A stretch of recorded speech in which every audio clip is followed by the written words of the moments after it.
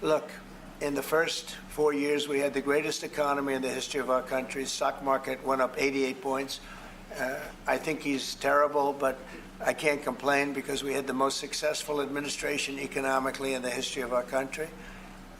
I think we're going to do even better this time because you will see that the numbers that we're taking in are astronomical. We're taking in tremendous amounts of money with the tariffs.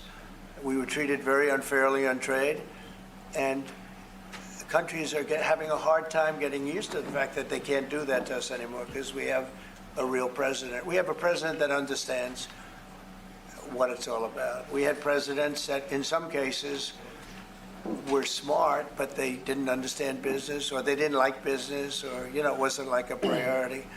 And then you had, like, the last administration, the only thing they were good at was cheating in elections. That's about all they could do. They couldn't do anything. They were useless. They were incompetent. Worst administration in the history of our country.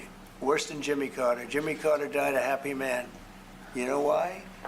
Because he wasn't the worst president. Joe Biden was. So I think you're going to see some fantastic numbers when this all happens. It's happening now. I mean, everybody wants to make a deal. And if they don't want to make a deal, we'll make the deal for them. Because that's what's going to happen. We'll just say, this is what it is. But we want to listen to everybody. And I think I can say for Scott and the other people that are working on it that we're listening, and we're going to be very fair to people. But, you know, we're the one that really sets the deal, and that's what we'll be doing. Okay? Go ahead, please. Please. Question to our Prime Minister. Oh, you have a great Prime Minister. You're so lucky. Yes. In italiano. Yes, that's right. Okay. I'm not sure they do agree. Presidente Meloni, volevo sapere cosa pensava del fatto che il Presidente Trump ha considerato responsabile Zelensky della guerra in Ucraina, e poi se avete parlato delle spese militari e qual è il limite massimo a cui ha detto che può arrivare l'Italia, le percentuali delle spese militari. Non abbiamo parlato di limiti massimi a cui può arrivare l'Italia, abbiamo parlato del fatto che l'Italia sta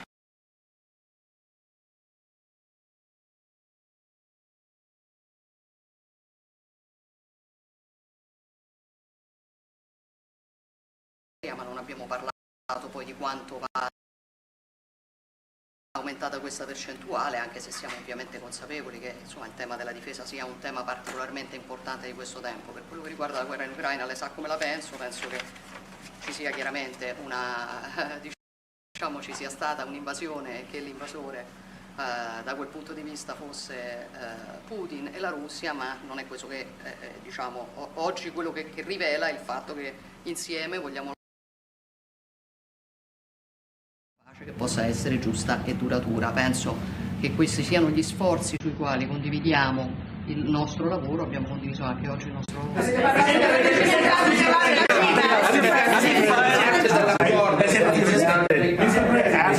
That was so beautiful. What did you say, please? No, I mean, it sounded great. It was beautifully presented. Maybe I could hear what you said. Go ahead. It was about asking. Guys, Hold it. have some respect, please. Thank you. No, wait. I want to hear what you said. Prime Minister Meloni was asked what she thinks about the fact that President Trump holds Zelensky responsible for the war in Ukraine. And Prime Minister Meloni answered, well, actually, we have and also if you talked about the military spending, and the raising of the military spending, yeah. And the first thing Prime Minister Meloni said is that no, actually, we didn't talk about the raise in military spending. Of course, Italy will keep its commitments with 2%, and then we will see, because we are absolutely aware of the fact that it is very important well, I will do defense that. Is very important. Wait. I will do that. Important. They've been asking if we decided another percentage about the defense spendings, NATO, and I said yes, NATO, and I said that Italy is reaching the 2% as it was already decided. We didn't speak about specific other percentage, but we are aware of the fact that defense is important for the future, and we see what also the work that we are trying to do at the European level. And I don't hold Zelensky responsible, No. but I'm not exactly thrilled with the fact that that war started. That was a war that would have never started if I were president. You'd have millions of people living right now that are dead. You'd have cities that would be open and thriving, and they'd have their beautiful turrets. Those turrets are the most beautiful in the world, but they're not with us any longer. They're smashed to smithereens, laying on the ground in a million pieces, getting hit by rockets, bombs, and bullets. And so I'm not happy with him, and I'm not happy with anybody involved. I think it's a war. I know it's a war. It didn't happen for 4 years. It was never close to happening. It was never even a thought. And I spoke to President Putin about it a lot. It was the apple of his eye, but there's no way he would have ever gone in if I were president. Now I'm trying to get him to stop because, as you know, Russia's a lot bigger. It's a bigger military force. And if you're smart, you don't go involved and get involved in wars that you can blame the man that was sitting in this seat, Biden. He didn't know what the hell was going on. But I can guarantee you that, and everybody agrees to it, if I were president, that war would have never taken place. I'm not blaming him. But what I am saying is that I wouldn't say he's done the greatest job. Okay? I'm not a big fan. I really am. I'm not a big fan.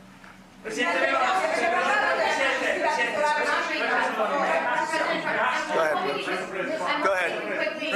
ahead. Presidente Meloni, avete discusso di Cina, della possibilità che l'Europa ponga dei dazi, diciamo, sulla Cina. Mr. President, are you sure about the definition of parasite of European? Would you say again that European are parasites? He's never said. Would you say again that European. European Have are you parasites? said that Yeah. Europeans are parasites? Yeah. Have you seen it? No, I haven't don't. said. I don't know He what. didn't say. I don't even know what you're talking about. Go ahead, please. Go ahead. No, wait. Next. Go. Thank you. Prime Minister Meloni just said we want to make Europe great again, and we want to do it together with the United Sure. The West, yeah. Did you? I guess that's what she said, Mr. Prime Minister. How are you going to do that? And are you looking to do it to counter China, who is really trying to gather influence against the United States with the help of this joint agreement? I hope that Europe is going to be great again. Europe is going through a lot of problems, and a lot of it's having to do with immigration. And I'm not a big fan of Europe and what they've done with immigration at all. And I think they got to get smart, because Europe is being very badly hurt by what they've done with immigration. Now, I'll say this, that the Prime Minister has taken a very tough stand on immigration. And I commented to her before. I said, I wish more people would be like you having to do with that subject, but they're not. Europe is very important to me. Europe is very important to the world. I want Europe to do very well. I think they have to get a lot smarter on immigration. But we are beginning doing it. You've all seen how the policies of the European Union in the last, let's say, 2.5 years have been changing. Okay, at the beginning we were talking only about how we were redistributing illegal migrants coming to Italy. Now we are talking mainly about how to stop illegal migration, work with the countries of origin and transit, and to return people. The European Commission just did the new rules about repatriations and things like that. So things are changing, thanks also to the example that Italy brought in lowering the rates of illegal migration. So we are working now together. So I'm optimistic on that. Good. I hope so. Go ahead, please. Go ahead. I would like to ask President Meloni if you have discussed the option of a study deal with Italy on satellite communications, and to President Trump, if you want to see the Google company going on. The Google what? The Google company. What about it? Google business. Yeah. You want to see it going on. Separate. Go ahead, please. Oh, well, we didn't discuss about Starlink. We've been discussing about defense space, where we will work together also in the Mars missions. So there are big things to do together, but we didn't discuss it. In your conversation with the Prime Minister that changed your mind potentially about tariffs and what you plan to do going forward? Is there anything the Prime Minister said to you that changed your perspective? No, tariffs are making us rich. We were losing a lot of money under Biden, trillions of dollars, trillions on trade. And now that whole tide has turned. We're making a lot of money. We're taking in a lot of money. Don't forget, we're taking in 25% on cars, 25% on steel, 25% on aluminum, 10% baseline. We put penalties on China for sending us fentanyl. We put penalties on Mexico and Canada, 25% for allowing fentanyl and allowing the borders to be weak. No, we're taking in billions and billions of dollars while I sit here and talk to you. And we didn't take in anything before other than the tariffs that I put on previous to Biden, which were the tariffs I put on China, where we took in, up until this point, probably $700 billion. They were Trump tariffs. He tried to weaken them. He did everything he could. You know, he got paid money by China, right? The family got paid money. He did. And so I don't know, maybe that was the reason or maybe it wasn't, but he tried to weaken them, but he couldn't because there was so much money that his budgets, you know, they couldn't stand not doing it. But I took in the, up till this point, my tariffs on China. Nobody ever took in 10 cents from China. No other president took in 10 cents. I took in more than $700 billion from China. So we're doing very well. I mean, our country's doing very well. They had a bad report today from one of the healthcare companies that had an impact on the stock market. But this isn't about that. This is really, we're building a base. We're building a country like no other. And again, I had the strongest economy in the history of our country by far, history of any country probably, but the history of our country in 4 years. And I think this has a chance to be much better. Can you just clarify on the mineral field? Will that be signed here at the White House with Ukraine on Thursday? Will President Zelensky be coming here for that? I don't know exactly. I'm going to leave that to Scott. What do you think? Where would it be signed and when? Yeah, we're still working on the details. We're shooting for around April 26th. Is there any more details that you could tell us about what's in that deal and how it came together? It's substantially what we agreed on previously. When the president was here, we had a memorandum of understanding. We went straight to the big deal, and I think it's an 80-page agreement, and that's what will be signed.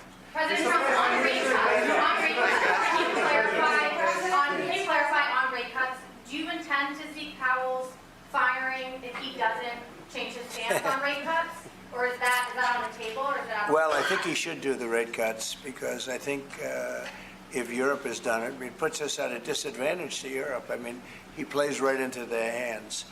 So I think he should do the rate cuts. We don't have really inflation now. I just said the major things are going down. Oil is great. Oil is way ahead of schedule. And that's because of our policies. But oil is down into the $60, $65 range now per barrel. And I told you, in certain states, we have less than $2 for gasoline. And food is down. Groceries, as we call it, are down. Other than interest rates, everything's down. Interest rates are pretty flat. It's not that they're up, but we should be better than flat. We should, if he would lower the interest rate, I think it would have a good impact on that too. But the costs are down.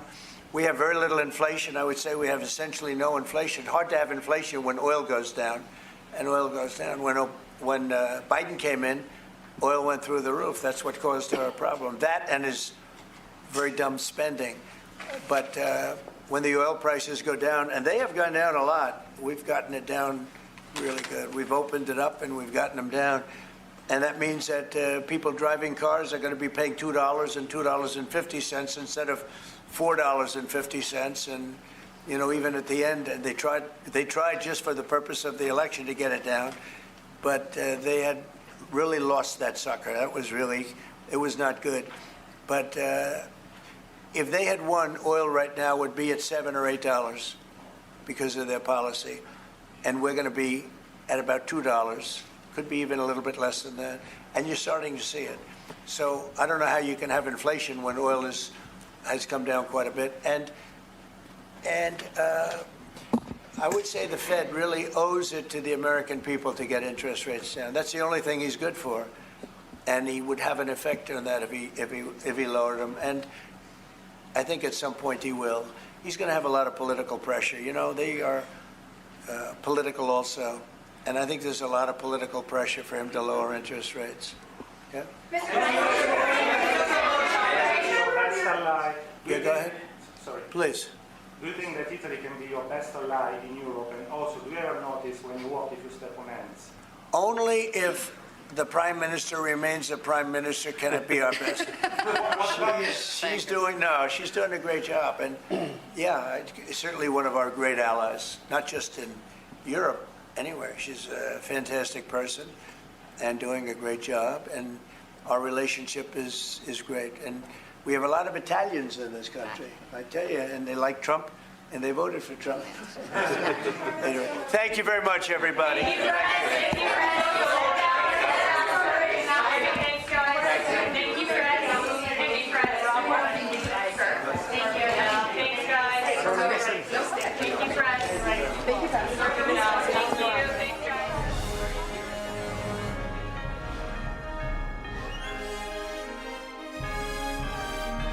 This is NTD Newsroom, live from our global headquarters in New York City. All right, welcome to NTD Newsroom. I'm Fiona G. A live look there just then of President Donald Trump with Italian Prime Minister Giorgia Meloni, here to visit Trump, of course, in the wake of that 90-day pause of those tariffs. A lot was discussed there, including tariffs, interest rates, which we'll be getting into in a little bit, as well as illegal immigration. All right, we're going to move on now to a developing story. A shooter opened fire at the Florida State University campus this afternoon. Now, Tallahassee Memorial Healthcare was receiving and treating reportedly 6 wounded, including one who was in critical condition. One student said that he and about 30 others hid in the bowling alley in the lower level of the student union after seeing others running. After about 15 minutes of hiding, police escorted the students out of the building. That's what he had to say. Now, another student said he was in the university's main library when alarms began going off. Ambulances, fire trucks, and police vehicles raced toward the campus after the university issued an active shooter alert midday. Florida Governor Ron DeSantis wrote on X, quote, "Our prayers are with our FSU family and state law enforcement is actively responding." Attorney General Pam Bondi said that FBI agents are on the scene. President Trump said he had been briefed during a meeting with Italian Prime Minister Giorgia Meloni. Now, he had to say, quote, "It's a shame, it's a horrible thing, horrible then things like this take place," and we'll have more to say about it later. All right, now let's go back and take a look at the ongoing tariff dispute between the U.S. and China. The White House saying the ball is in China's court now. China, meanwhile, in retaliation, limiting rare earth minerals exports and targeting American companies with antitrust investigations or canceling import orders. And those are just a few of its retaliatory measures right now. But where exactly is all of this going to go in the end? We're joined now by retired Colonel Grant Newsham, Senior Fellow with the Center for Security Policy and author of When China Attacks. Colonel, thank you so much for being here today. I want to start off with what we're seeing reported from the Wall Street Journal, which is that Washington seems to be asking countries to cut down on either trade or economic ties with China in order to get these tariff reductions. Now, they are citing people familiar with the matter. Trump seemed to have hinted at something similar in an interview with Fox on Tuesday. So my question here is, could this point to some larger strategy maybe that the U.S. has in mind here that goes beyond just trade? Oh, yes, I think it does suggest an unspoken outcome that's desired, and that is to reduce American dependency on the Chinese market, dependency on the PRC, and ultimately to decouple, using the word in a certain sense. But that very much, I think, is one of the considerations, is that these tariffs are designed to really strike a blow at the PRC and the sort of the parasitical effect that it has on our economy, the damage that it's done by virtue of their unfair trade practices, which are entirely intentional, intended to weaken us. So this is intended to not just push back, but fight back against the PRC on the trade front. That's what the tariffs are designed to do. Colonel, so you mentioned decoupling. Would you say that as this develops, we could possibly see some sort of a trading bloc of free or anti-CCP countries forming with the U.S. leading it all? Well, maybe so. And it would be a bloc of really the free nations, and then the bloc of the unfree nations who are free to trade with each other. As I said, these are unspoken objectives, but these are very much thought of. It's not as if the plan that the administration has put into practice is just a sort of a reflexive sort of approach without much thought. But that could be where this is headed. Ultimately, the U.S. and the Chinese systems are incompatible. There's no way to merge them. And this dependence that has built up on the United States and the free world with the damage it has done to our respective economies is something that just could not continue. It probably took somebody like Mr. Trump coming along to actually have the nerve to say, enough, we're going to try and stop this. Then some analysts and experts, they're concerned that this could end up doing the opposite of what we're hoping for, where instead of pulling countries away from China, it actually pushes them closer to aligning themselves with China. Is that a concern that you have? Oh, it's always a consideration. I don't know how much of a concern it is. I think most of the countries that have normal economies will see that the United States, the free world trade bloc, is one where you can actually succeed, where you can have a fair shake. Deal with the Chinese in business, and ultimately their objective is to destroy you, to destroy your companies, and to dominate you. That's not the case when you're dealing with the United States and, as I said, the other free nations. So I'm not so concerned with it. If North Korea wants to do business with China, well, have at it. But as I say, the countries with normal economies, there's a natural attraction, and so they will gravitate towards the United States, assuming that they don't let the resentment over what the Americans are doing get the better of them. And I think that most of them will not. We're seeing with the Japanese that they are taking a very adult approach to this. They're looking after their interests, but they are seeing what's necessary to smooth the relationship between Japan and the Americans economically, and that obviously feeds into the political, the military relationship.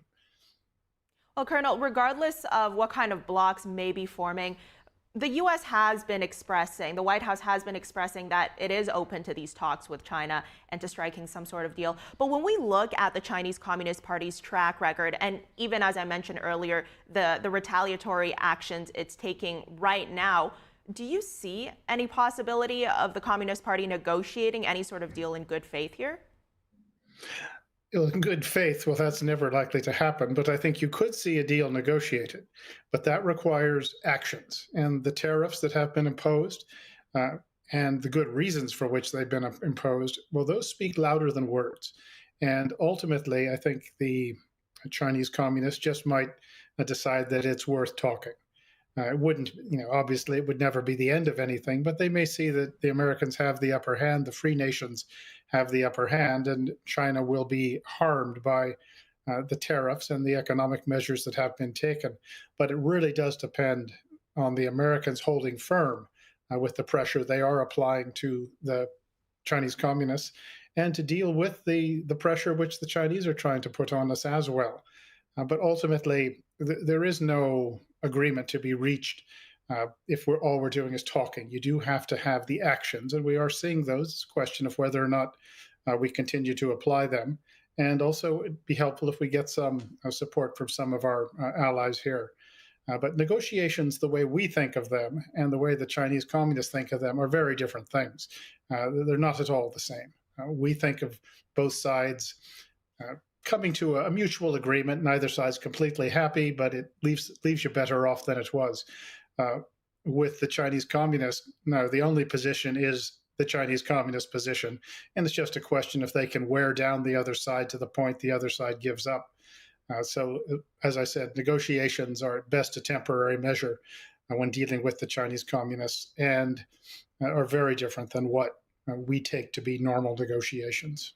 And Colonel, to your point, the White House has been saying, the U.S. doesn't need China. It's China that needs the U.S. consumer base. I've spoken with other analysts who say, China only has two choices here, either come to the table or lose everything at some point.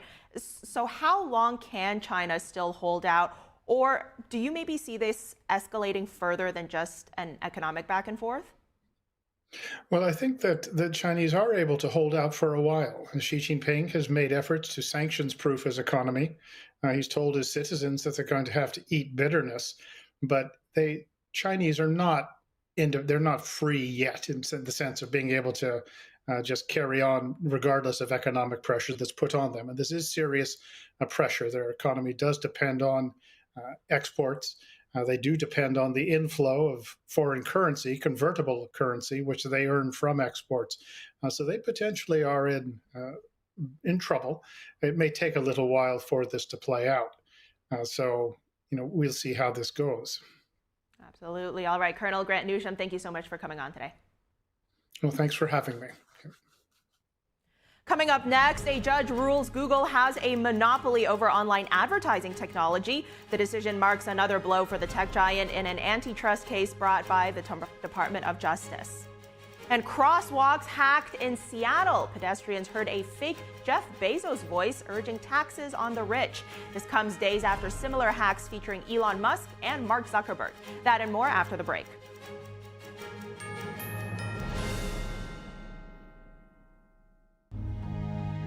So at the age of 5, I was sexually molested.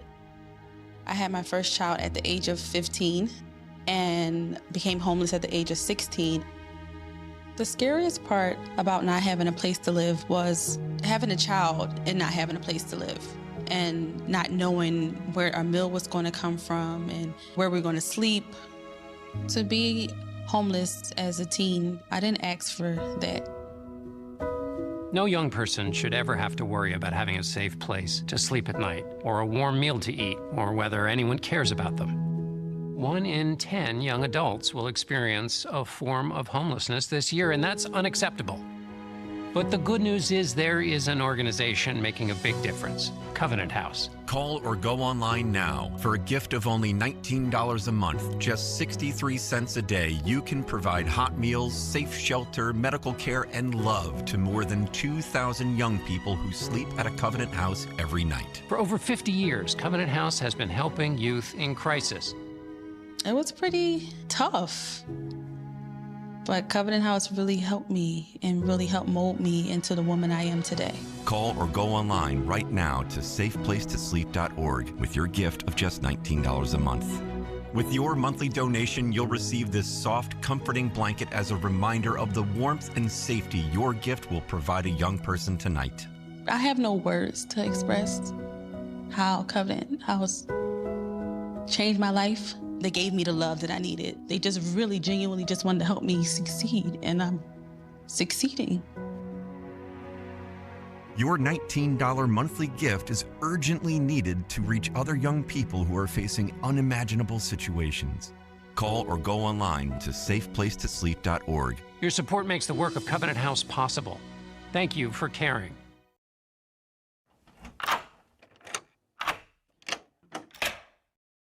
I'm Jonathan Lawson. If you're 50 to 85, please listen closely.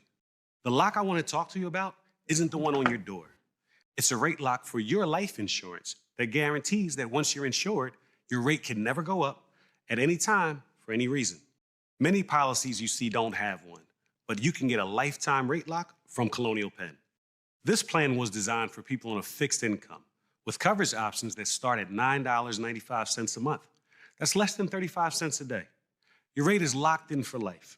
Coverage can never be canceled, and your acceptance is guaranteed. You cannot be turned down because of your health. See for yourself. Call for an information kit and gift. Both are free with no obligation. Call 1-800-624-6556 for your free information and your free gift. That's 1-800-624-6556. 1-800-624-6556. Call now.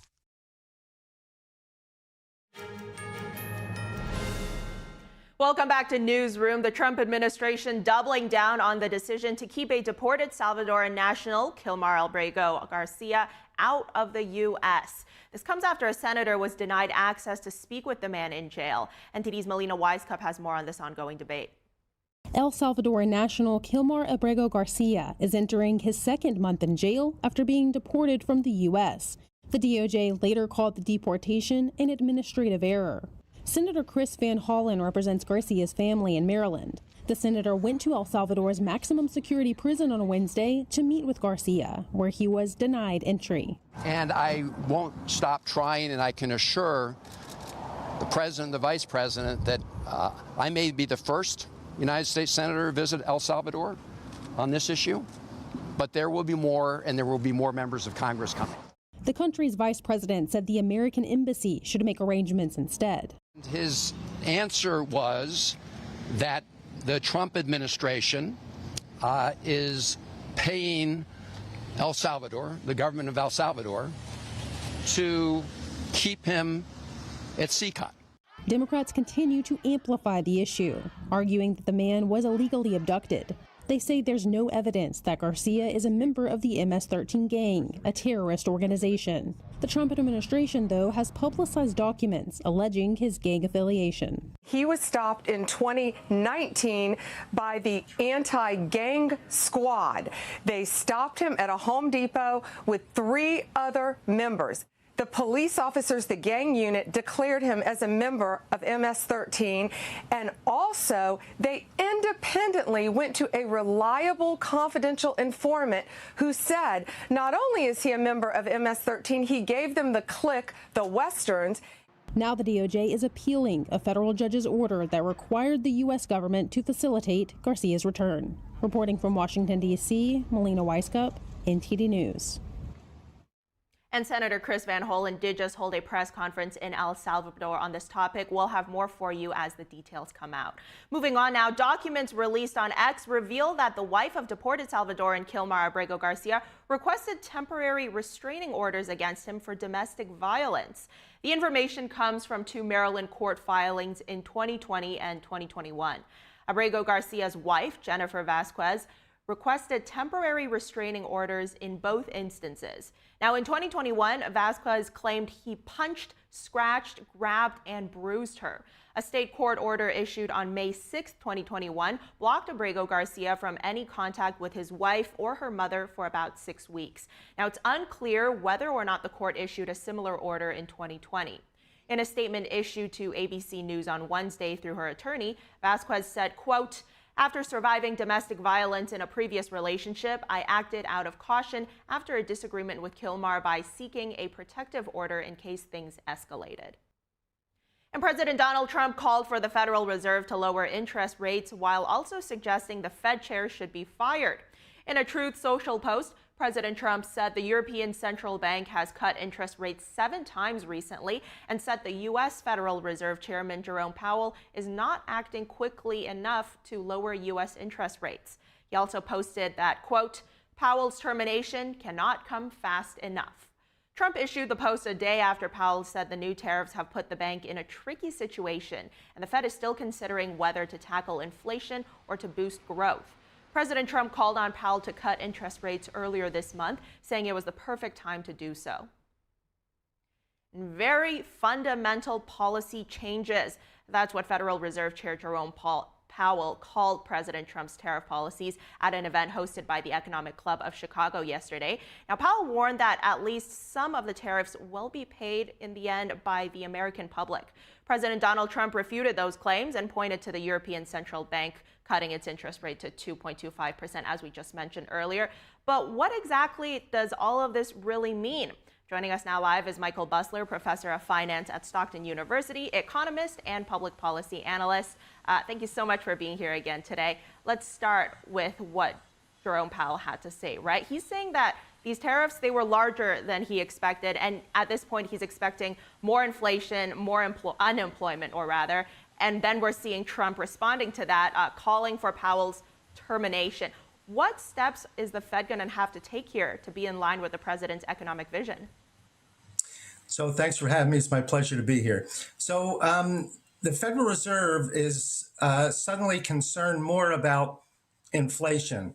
Inflation actually has come down the last 2 months. And the last reading we got was the consumer price index is down to 2.4%. That's close to the 2% level. There is signs that the economy is slowing down. We had 3% growth most of last year, slowed down to 2.3% in the fourth quarter. The first quarter GDP number, I think, will be out the middle of next week. It's probably going to show growth in about the 1% range. So you could cut interest rates at this time to avoid the economy slowing down any further. Let me also say that there may be some inflationary impact of tariffs, but President Trump will offset that by vastly increasing the supply of energy, more clean coal, more natural gas, more oil.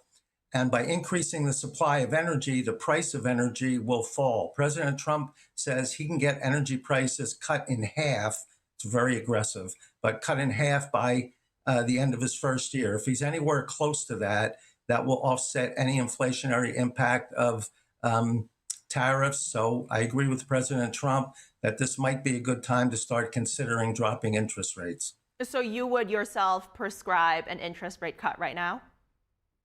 I'd wait until next week to see what the exact GDP number is. But if it's as low as it looks like it's going to be, I would think about cutting interest rates to stimulate growth in the economy. I don't think there's enough inflationary pressure from the tariffs, which only have partially, come into effect to worry about inflation yet. And Jerome Powell has made so many mistakes. No wonder the president wants to remove him as soon as possible. Well, then what about stagflation? Because that's something that there are people out there worried about that. Do you think we could get to that point? Personally, I don't think so. But why are they saying that? So stagflation means that the economy has stopped growing and it's relatively stagnant, yet you still have inflation. That almost never occurs, although it has occurred periodically, because usually if the economy is slowing down, prices tend to soften. And if the economy is growing rapidly, then you get the inflation. So you normally don't get slow growth and high inflation at the same time. I don't think it's going to happen, but others disagree with me, like Jerome Powell, who again has made a number of mistakes since he's come into office to the chair position. Well, Michael, take us back in history a little, because historically speaking, are you seeing any parallels between now and any point in American history? Have we ever been in a similar position before? And if so, does the Fed have a playbook here that it could refer to? So the answer is we've never seen interruptions in global trade like we're seeing today. For decades, every trade agreement we've had with every country was slanted in their favor and to the detriment of the U.S., where we put a 2.5% tariff on goods they sell to us. Countries like China put a 25% tariff. The European Union puts a 10% tariff, and then they have that value-added tax, which actually adds more. Countries like India put a 100% tariff on motorcycles. That's why Harley-Davidson built a plant over there. Trump wants to fix all of that right away. And his actions so far, in my view, are working spectacularly. Instead of countries saying, well, we'll get around to negotiate this at some point, he said, look, I'm going to put a high tariff on everybody unless you come in here and negotiate. He says over 75 countries have already expressed interest, and the rest of them are likely to come soon. So there's very few parallels in history where we had such disruption in the supply chain, the global supply chain, to compare this to. If we were going to err, I would err on the side of having more growth and let inflation go, because again, I don't think it's going to be that great, because energy, which accounts for 7% of the consumer price index directly and almost 30% indirectly, because it affects the cost to manufacture goods, I think by bringing that energy cost down, you'll keep the inflation rate low. Exactly what Trump did in his first term. He increased energy prices came down. He stimulated the economy. We ended up with only 1.4% growth, and he started renegotiating tariff agreements in his first term. Well, I guess there's a first for everything, even for the Fed. Michael, should Americans be doing any sort of prep right now, just in case? So I wouldn't react to anything. There's price increases that look like they may go into effect. And then at the last minute, President Trump sort of eases back on the tariffs. The retail sales number for last month was extremely high, increased, I think, 1.4%. Most economists said that was because consumers want to buy things, particularly big ticket items like cars, before these tariffs take effect. So if you believe that we're going to have more inflation brought on by these tariffs, then I would say go out and buy these big ticket items now. Personally, I would wait and see how all this plays out before you did anything drastic. All right, wait and see and keep calm. All these wise words. Michael Busler, thanks for joining us. Thank you. My pleasure.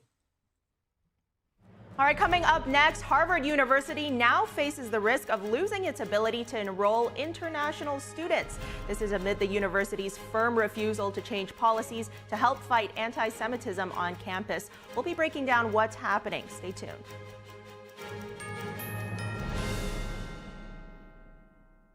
Hi friends, Richard Karn here.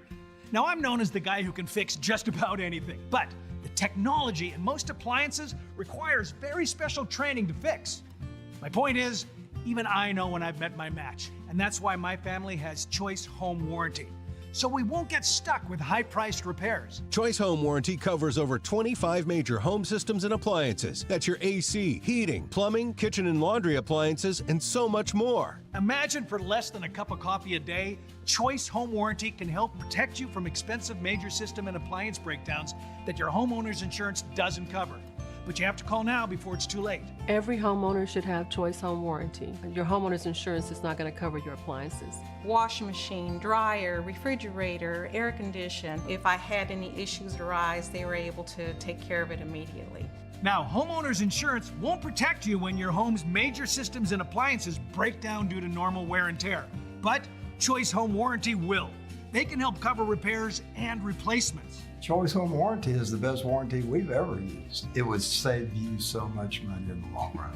Hey, I'm not the only one raving about Choice Home Warranty. They were named a Best Home Warranty Company and Best Claim Service by U.S. News 360 Reviews. Call Choice Home Warranty now and get access to a nationwide network of over 15,000 technicians and the latest appointment setting technology so you'll know when they're on their way. If I have an issue with an appliance or something around the house, I just call up Choice Home Warranty and I don't have to worry about that. So, do what this old DIYer did and call Choice Home Warranty now before something breaks down. Tell them I sent you and get your first month free. Call Choice Home Warranty before it's too late and get protection for your heating, AC, plumbing, kitchen and laundry appliances, and more. Call for your free quote today. Call in the next 5 minutes and get your first month free. 800-360-6782. 800-360-6782.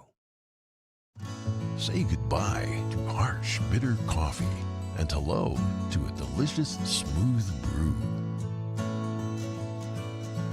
With specialty quality beans, expertly roasted in-house, you'll taste the difference with every sip. Fermented with a blend of 50 enzymes, Days Coffee delivers a rich brew like no other. Made with the highest grade specialty beans available, you're sure to taste the difference. Elevate your morning with Days Enzyme Fermented Coffee.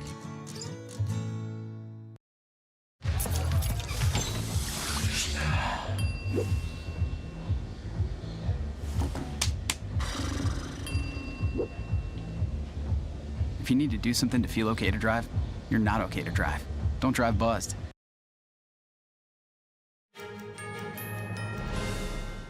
Thanks for staying with us. Harvard University and the Trump administration are locking horns over the school's refusal to implement policy changes. The government has upped the ante, canceling further funding and threatening more severe action as well.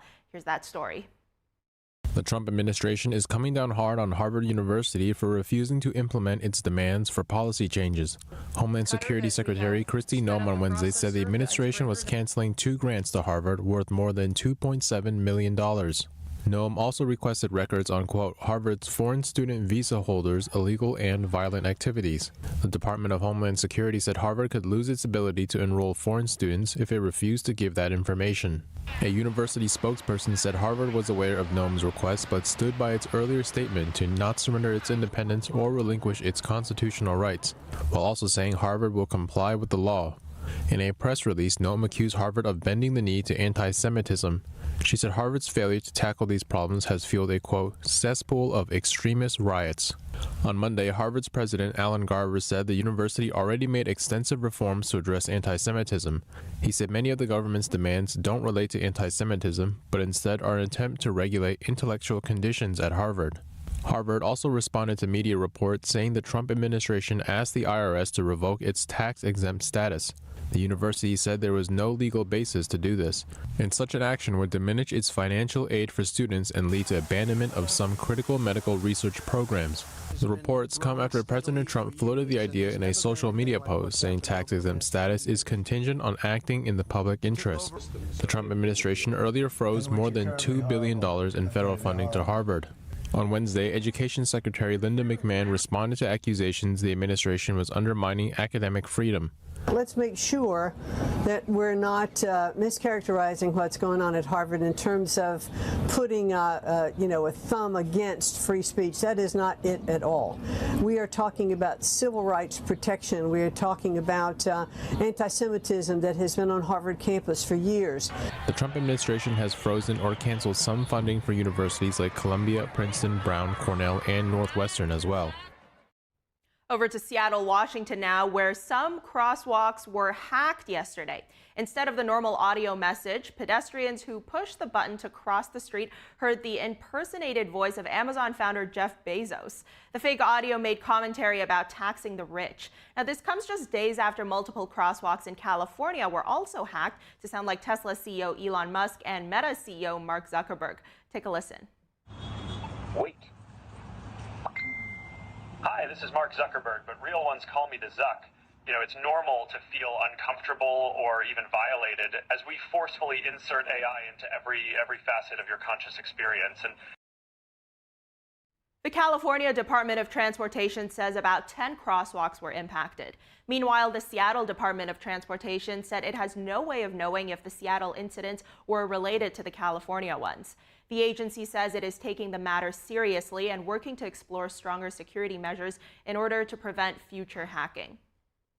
A federal judge today ruled that Google monopolizes online advertising technology. This decision marks another blow for the tech giant in an antitrust case brought by the Department of Justice.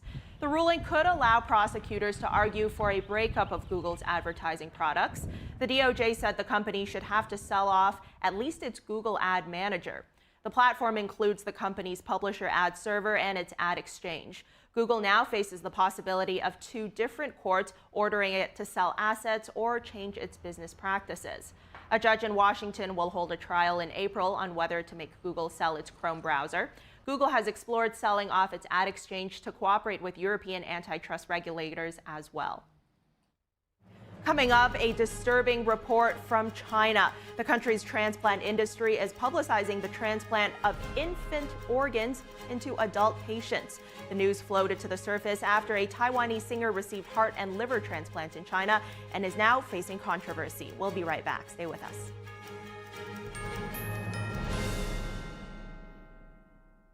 Discover the ancient secret to vitality and longevity with Puretang Black Ginseng. Crafted from premium 6-year-old Korean ginseng, each root is carefully nurtured for over 2,260 days, undergoing a traditional 9-round handcrafted process of steaming and drying to unlock full potency and absorption. Experience pure, natural energy with Puretang Black Ginseng. Order now at puretang.com. There's cultures that have been lost, but this culture hasn't been.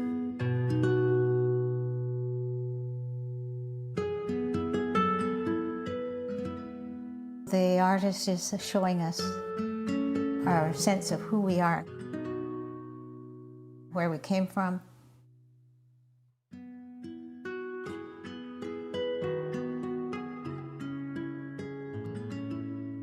You look at his hat. His hat is knitted probably by a man because a man traditionally knitted the hats.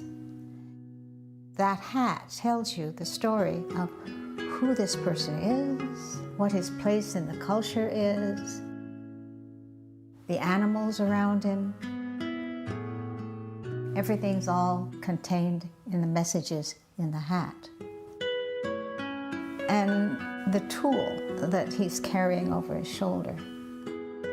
This is a centuries-old tool that has been able to rework the mountains. Those traditions are invaluable, and if we don't honor those traditions, then we're rootless.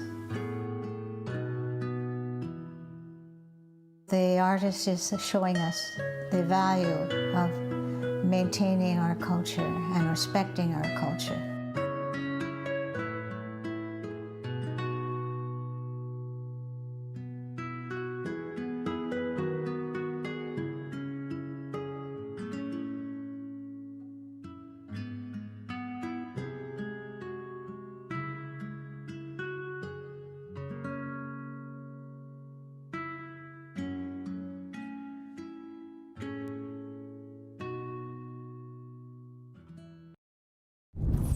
When I arrived in the U.S. at 19, I struggled to find job opportunities without a high school diploma. Everything I have, my education, my career, my marriage, I owe to the Adult Literacy Center and my teachers. Your achievement has set an example for so many students. Most importantly, your daughter. Education was the key that unlocked all my opportunities. When you graduate, they graduate. Visit finishyourdiploma.org to find free adult education centers near you.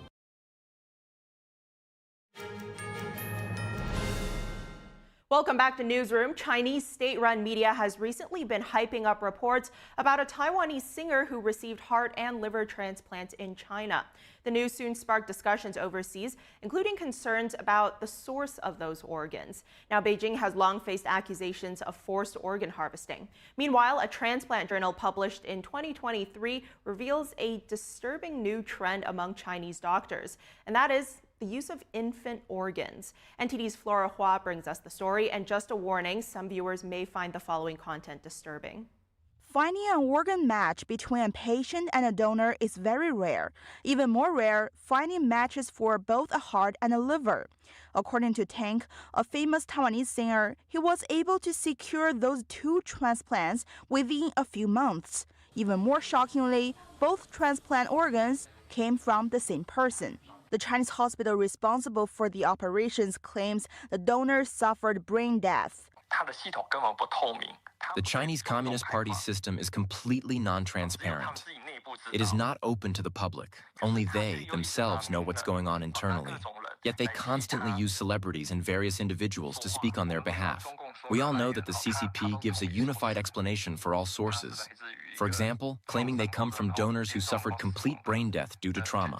They say whatever suits their needs, but there is no way for anyone to verify it. Huang is a deputy chairman of the Taiwan International Care Association for Organ Transplants. As for why he went to China, we are not that clear about it. And there could be a far darker reality underneath the story. The Chinese hospital under the spotlight is affiliated with a state-owned university in southern China's Zhejiang province. Media reports accuse the hospital of taking part in the Chinese regime's forced organ harvesting, the practice of forcibly removing organs from an unwilling donor, often while they're still alive. And according to an investigative organization, one faith group makes up the vast majority of the Chinese Communist regime's forced organ transplant pool, Falun Gong practitioners. The hospital's deputy head, Chen Jingyu, wrote on social media that he conducted 370 lung transplant surgeries in 2023 alone. That's more than once a day. Patients in the U.S. often spend years on the transplant waiting list. Many die while waiting. Back to the Taiwanese singer's case. The chief surgeon, Dong Ai-chiang, is blacklisted by a human rights organization for his alleged involvement in Beijing's forced organ harvesting from prisoners of conscience. But the situation gets worse. China's transplant industry has expanded its transplant pool to include infants. Some contacts in the U.S. child organ donation helps save the lives of children on the transplant wait list. This is because the size of an organ matters during transplantation, so very young patients require donated organs from young donors. According to the U.S. Health Resources and Services Administration, there were more than 110 child organ donors under 1 year old in 2024. However, this is not the reason behind the trend in China. Chinese doctors published a journal in 2023 in the American Journal of Transplantation. The article discussed cases of transplanting infant kidneys into adult patients. The infants ranged from just 1 to 3 days old. On the Chinese version of TikTok, a doctor openly praises the effectiveness of infant transplants. All of them claim the operations were done after the infant's death, adding the obtained parental consent. China Affairs commentator Tang Jinyuan, who was a practicing doctor in China, says those accounts are hard to believe. The approval process for organ transplants from newborns is actually very complex. First of all, there must be a formal medical determination that meets the national legal standards for death, confirming that the infant is indeed in a state of death. Only then can you move on to the second step. The second step, without question, requires the full consent of the parents or legal guardians, and this must be fully informed consent. Additionally, it also requires strict approval from an ethics committee. However, in most cases, by the time a newborn goes through all the necessary rescue procedures properly, organs like the liver or kidneys are generally no longer viable for transplant. Taiwanese doctor Yang Weijie echoed Tang's views, saying if doctors attempted all means to save the infants' lives and still failed, the timeline would exceed the time organs remain suitable for transplants. Yang has extensive experience caring for prematurely born babies. Several U.S. states have passed laws banning their residents from going to China for organ transplants. Flora Hua, NTD News. When we come back, a congressional committee is warning Americans about DeepSeek and its ability to implement Chinese censorship laws. That and more in the next hour. Stay with us.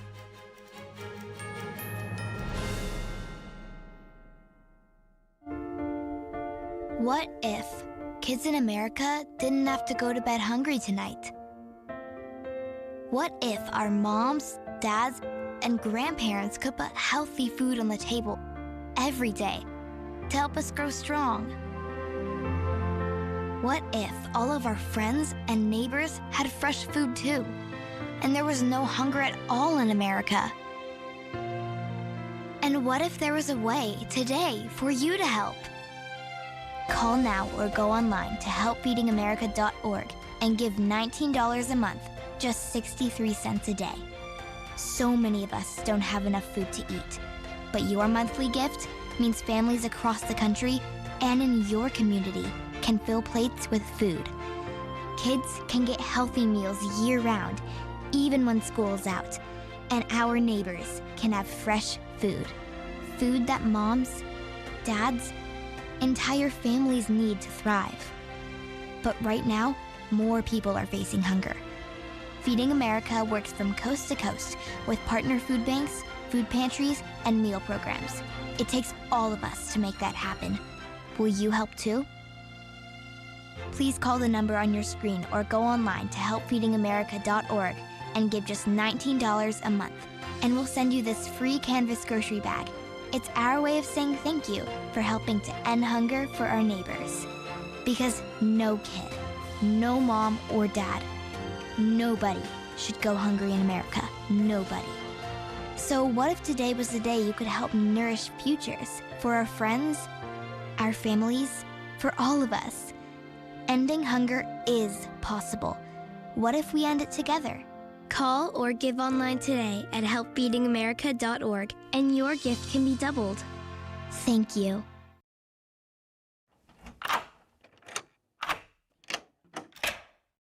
I'm Jonathan Lawson.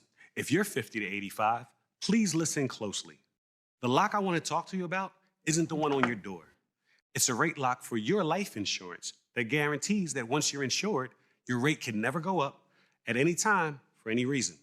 Many policies you see don't have one, but you can get a lifetime rate lock from Colonial Penn.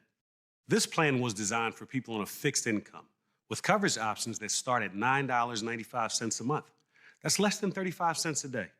Your rate is locked in for life. Coverage can never be canceled, and your acceptance is guaranteed. You cannot be turned down because of your health. See for yourself. Call for an information kit and gift. Both are free with no obligation. Call 1-800-624-6556 for your free information and your free gift. That's 1-800-624-6556. 1-800-624-6556. Call now.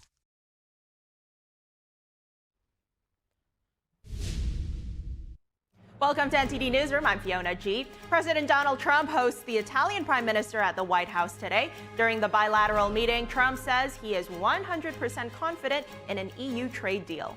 The Trump administration dials up the pressure on Harvard University, now threatening to revoke its eligibility to host international students. Plus, a decision on its tax-exempt status is expected soon.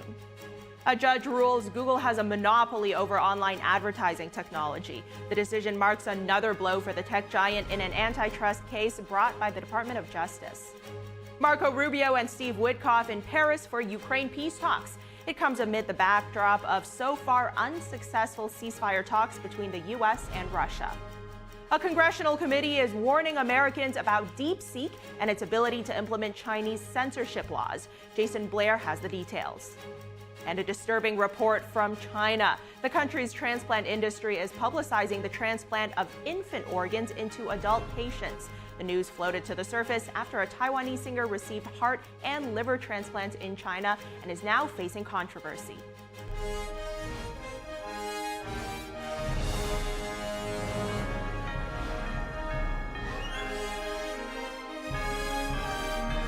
This is NTD Newsroom, live from our global headquarters in New York City. President Donald Trump accepting an invitation to visit Italy, this as he promises a deal with Europe on tariffs. It all comes as Italian Prime Minister Giorgia Meloni becomes the first European leader to meet with Trump after he announced those wide-ranging reciprocal tariffs. And joining us now live is NTD's White House correspondent Iris Tao. Iris, good to see you. What's the latest from the meeting at the White House?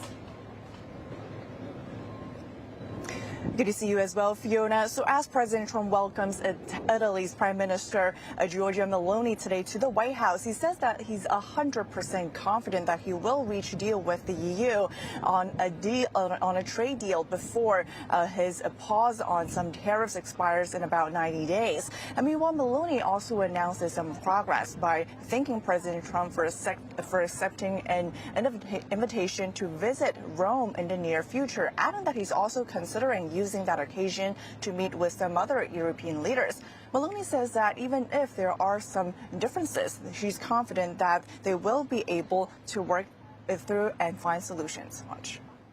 She has taken Europe by storm. She's become a friend, and we really have a great relationship. So I think even if we have some problems, okay, between the two shores of the Atlantic, it is the time that we try to sit down and find solutions. The goal for me is to make the West great again. Okay? And I think we can do it together. We can.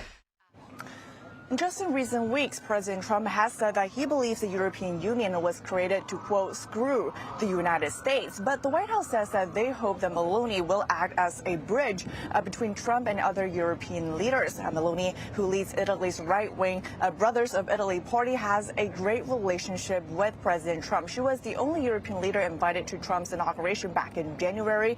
And I was also there, actually, when Trump invited her to Mar-a-Lago in Florida and to dine with her in a very actually good atmosphere environment. And today she becomes the first European leader to visit the White House to meet with Trump in person amid the new tariff landscape. And meanwhile, President Trump says progress is also happening fast with other countries. After meeting with Japanese officials yesterday at the White House, President Trump says today that South Korean officials are also coming in next week, and that also India is also talking with the U.S. And here's him saying that the U.S. is the one setting the deals. Watch. Everybody wants to make a deal, and if they don't want to make a deal, we'll make the deal for them. We're listening, and we're going to be very fair to people, but, you know, we're the one that really sets the deal. And today, President Trump also offered assurances at the White House that he would reach a deal with China, saying that he thinks we're going to make a very good deal with China, though without offering specifics on progress or communications. He also dismissed concerns about his tariffs potentially pulling some countries closer to China by saying the U.S. actually is much stronger than China and has no competition on that. Watch. This week, we saw Chinese President Xi Jinping visit with 3 of our allies. Should you be worried that they're growing closer? No. Mr. President, will you pick up the phone and... Nobody can compete with us. Nobody. And yesterday, the White House wouldn't deny reports that the U.S., during negotiations with other countries, is asking these nations to disallow China to ship their goods through their countries, to use their countries as loopholes to avoid U.S. tariffs. Back to you. Iris, the war between Russia and Ukraine was also in the spotlight today. What did the leaders have to say about that? Right, so President Trump today in the Oval Office said that he's going to hear from Russia this week very shortly, adding that we want the death and killing to stop in the Russia-Ukraine war. And he also says that the U.S. and Ukraine are expected to sign their minerals deal as soon as next Thursday. And meanwhile, Meloni, who is a staunch supporter of Ukraine and Zelensky, also expressed optimism, saying that she believes that the U.S. and Europe could work together to create a lasting and just peace in Ukraine. Back to you. All right, Iris Tao, thank you. We're going to move on now. The European Central Bank cuts interest rates again. This 25 basis point cut was almost fully anticipated by markets under current tariff conditions. Here's what Christine Lagarde, the European Central Bank president, had to say this morning in a press conference. Downside risks to economic growth have increased. The major escalation in global trade tensions and associated uncertainties will likely lower euro area growth by dampening exports. This brings the bank's deposit facility rate to 2.25. Now, the bank said the growth outlook had deteriorated over current trade tensions. The bank's president said current conditions amount to a negative demand shock and that something with more impact could be coming. President Trump, meanwhile, has called for the Federal Reserve to lower interest rates while also suggesting the Fed chair should be fired. In a Truth Social post, President Trump said the European Central Bank has cut interest rates 7 times recently and said the U.S. Federal Reserve Chairman Jerome Powell is not acting quickly enough to lower U.S. interest rates. He also posted that, quote, Powell's termination cannot come fast enough. Now, Trump issued the post just a day after Powell said the new tariffs have put the bank in a tricky situation, and the Fed is still considering whether to tackle inflation or boost growth. President Trump called on Powell to cut interest rates earlier this month, saying it was the perfect time to do so. A federal judge ruled today that Google monopolizes online advertising technology. The decision marks another blow for the tech giant in an antitrust case brought by the Department of Justice. The ruling could allow prosecutors to argue for a breakup of Google's advertising products. The DOJ said the company should have to sell off at least its Google Ad Manager. The platform includes the company's publisher ad server and its ad exchange. Google now faces the possibility of 2 different courts ordering it to sell assets or change its business practices. A judge in Washington will hold a trial in April on whether to make Google sell its Chrome browser. Google has explored selling off its ad exchange to cooperate with European antitrust regulators as well.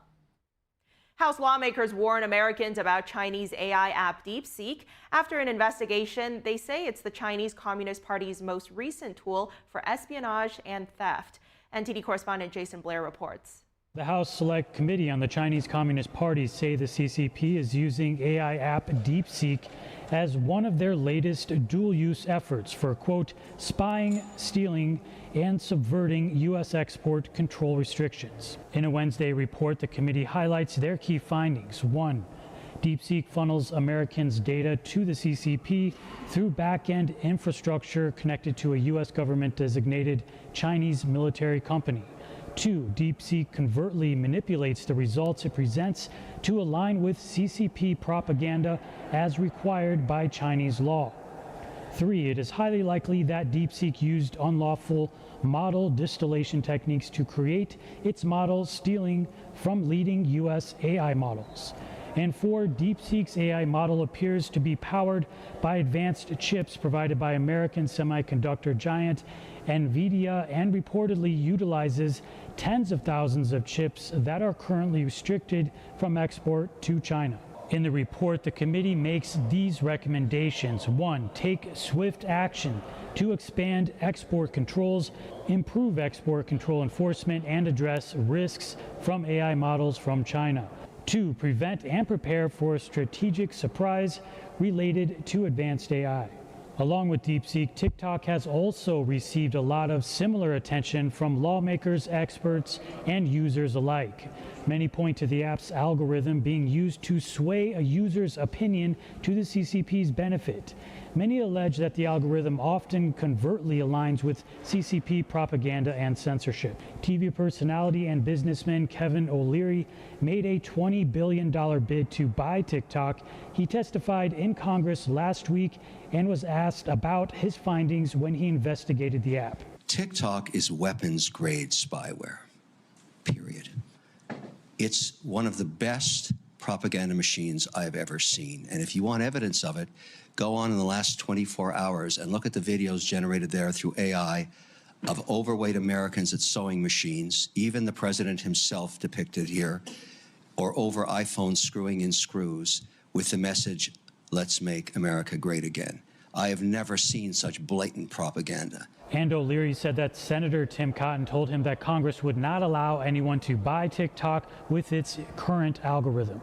Reporting in Washington, D.C., Jason Blair, NTD News. A look at American health now. Yesterday, Health Secretary Robert F. Kennedy Jr. said that the growth we're seeing of autism cases in American children is caused by environmental causes and not genetics. He also says that this is a preventable disease. Now we're bringing in Nathan Wester, national political reporter for the Epoch Times, to break this all down for us. Nathan, great to see you today. Now, I think this is a topic that will really be of interest to so many families, parents, and caregivers out there, because, I mean, this news, it's saying that it's caused by environmental factors as opposed to genetics. I mean, what does this say for those families impacted? Well, I think for a long time there's been talk of not just environmental factors, but various other elements of risk that could increase the likelihood of autism. For example, the age of the mother or father when a child is born. But the genetic vulnerability also has been studied fairly extensively. Kennedy was stating that genetics, it will provide a vulnerability, but it's not a full explanation for the increases that the CDC has documented. The reason for the press conference was the CDC's latest report on autism prevalence in young children, now up to 1 in 31, up from as recently as the early 2000s, closer to 1 in 150, from a threshold as low as less than 1 in 10,000 decades ago. So looking at that, the obvious explanation is that genetics probably does not account for such a major change. There are likely other factors. Kennedy is seeking to investigate the environment. And I think it's really interesting to note here that, you know, in previous discussions where these health experts talk about this growth of autism cases, a main argument is that this increase is caused by better awareness or better diagnoses of these cases. But that view, it's been rejected by Kennedy, right? Well, it was interesting to see his response to one reporter who was asking whether screening, whether some of this greater diagnostic specificity and evolution of methods could account for a lot of what we're seeing. And Kennedy said, yes, that is part of the picture. It should be noted that the CDC report emphasized the degree of variation in reported autism from California, where it's very high and where there's a great deal of screening, to places like Laredo, Texas, where the early childhood screening is not so intensive. Yet at the same time, he argued that this is not enough to account for the scope of what we're seeing, the extent of full-blown autism now being observed by parents. Screening and diagnostics, it would be accurate to say he did not reject that role, but he said it was not a sufficient account for what people are observing now. Nathan, is there any reason why the health secretary is putting such an emphasis on autism now? Well, I think there's a variety of reasons. He did recently pledged to determine the causes of autism by September. He walked that back a bit in this recent press conference, saying that we would begin to have some answers. But it's part of a broader MAHA agenda, Make America Healthy Again, that he ran on as a presidential candidate and was given the opportunity to try to realize now that he's the Health and Human Services Secretary. And in general, this idea of addressing chronic disease in young people, which has increased greatly, everything from autism to obesity to various other autoimmune and metabolic disorders that were far less prevalent in the past, that seems to be an inspiration, a mission for Kennedy that we've seen since his times with Children's Health Defense that he's seeking to deliver on now. So, Nathan, I think when reading or hearing about this news, it brings up questions of accountability for those already suffering with the condition, once these environmental causes are identified, and of course, how to prevent this in the future. Yes, I think one important note here is that Kennedy at this conference was saying that there will be new studies announced within 2 to 3 weeks, really getting at the causes and not just the prevalence. I think that parents might have their concerns, and we will have to see if there is a change in the environment, I should say the social, cultural, political environment, where maybe people feel more comfortable talking about some of those putative causes. Kennedy, of course, pledged to follow the science, whatever it shows. So perhaps ultimately the explanation of what we're seeing is less a matter of a specific set of environmental toxins, more a matter of other risk factors. But as one of the co-authors of the CDC study said, we need to consider the possibility that we are not just looking at better screening, we are looking at a real, meaningful increase, and science has not done enough to really get at the roots of that over the past few decades, despite all of the study that has gone into childhood autism. So, Nathan, do you see this perhaps as a first step in Kennedy's goal of making America healthy again? It's very interesting, both in terms of the amount of attention that it's gotten, the amount of, I would say, buy-in that you sense from many of the MAHA allies. Of course, it's important to keep in mind that there have been some drifts, perhaps in the opposite direction. Just recently, Kevin Hall, who's a researcher on ultra-processed foods, resigned his position, saying he was not getting the support he expected in the NIH, which is kind of strange to consider alongside the fact that Kennedy himself has identified ultra-processed foods as a likely key contributor to the chronic disease epidemic in young people, and has actually gone and advocated for the notion of SNAP benefits not being used to purchase sugary sodas or candy. So I think it's fair to say this is a first step, but there's also a question of institutional and agency level coherence that perhaps is still being established in these opening months of the Trump administration. And I'm sure we're going to see more developments coming out of that. Nathan Wester, thanks for joining us. Thanks again, Fiona. Coming up next, the suspected shooter at the Florida State University campus is now in custody. At least 6 people were injured. We'll have the latest. And the IRS is expected to make a decision on Harvard's tax-exempt status, and a threat from the Trump administration could upend the school's international student program. That and more after this break.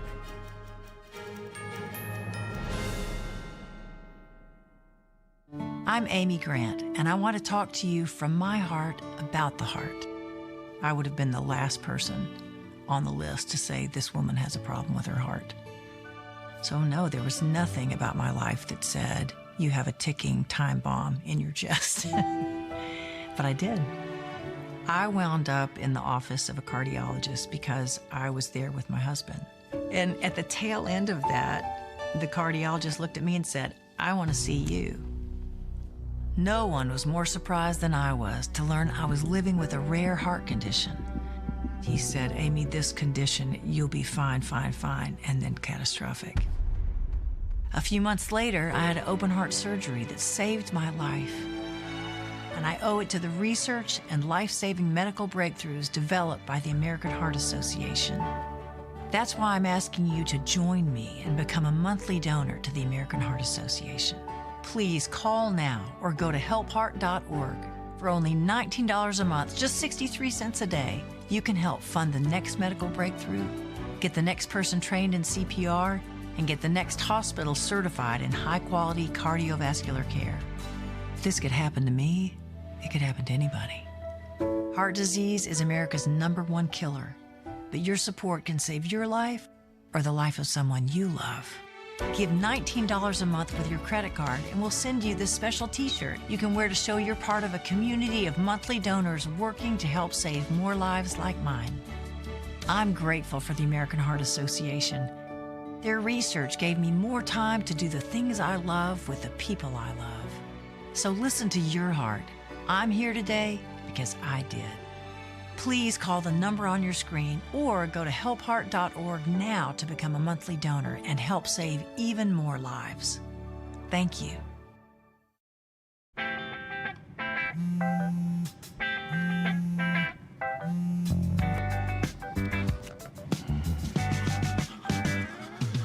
Baby, you see, you're so right for me, and I'm right for you. I love the things you do, like sweet tasting wine. Your lips are so divine. Your loving turns me on. My lonely days are gone. That's why I'm never gonna let you go. Never gonna let you go. Babe, I'm never gonna let you go. No, no, never gonna let you go. Baby, never gonna let you go. Never gonna let you go. Here you go. Thank you. Thank you.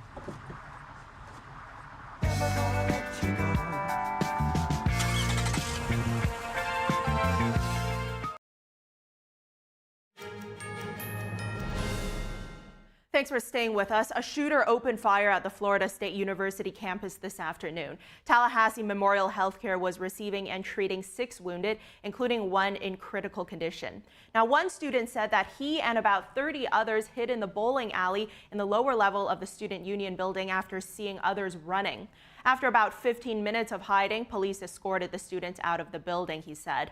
Another student said he was in the university's main library when alarms began going off. Ambulances, fire trucks, and police vehicles raced toward the campus after the university issued an active shooter alert midday. Florida Governor Ron DeSantis wrote on X, quote, "Our prayers are with our FSU family and state law enforcement is actively responding." Police said they have a suspect in custody now.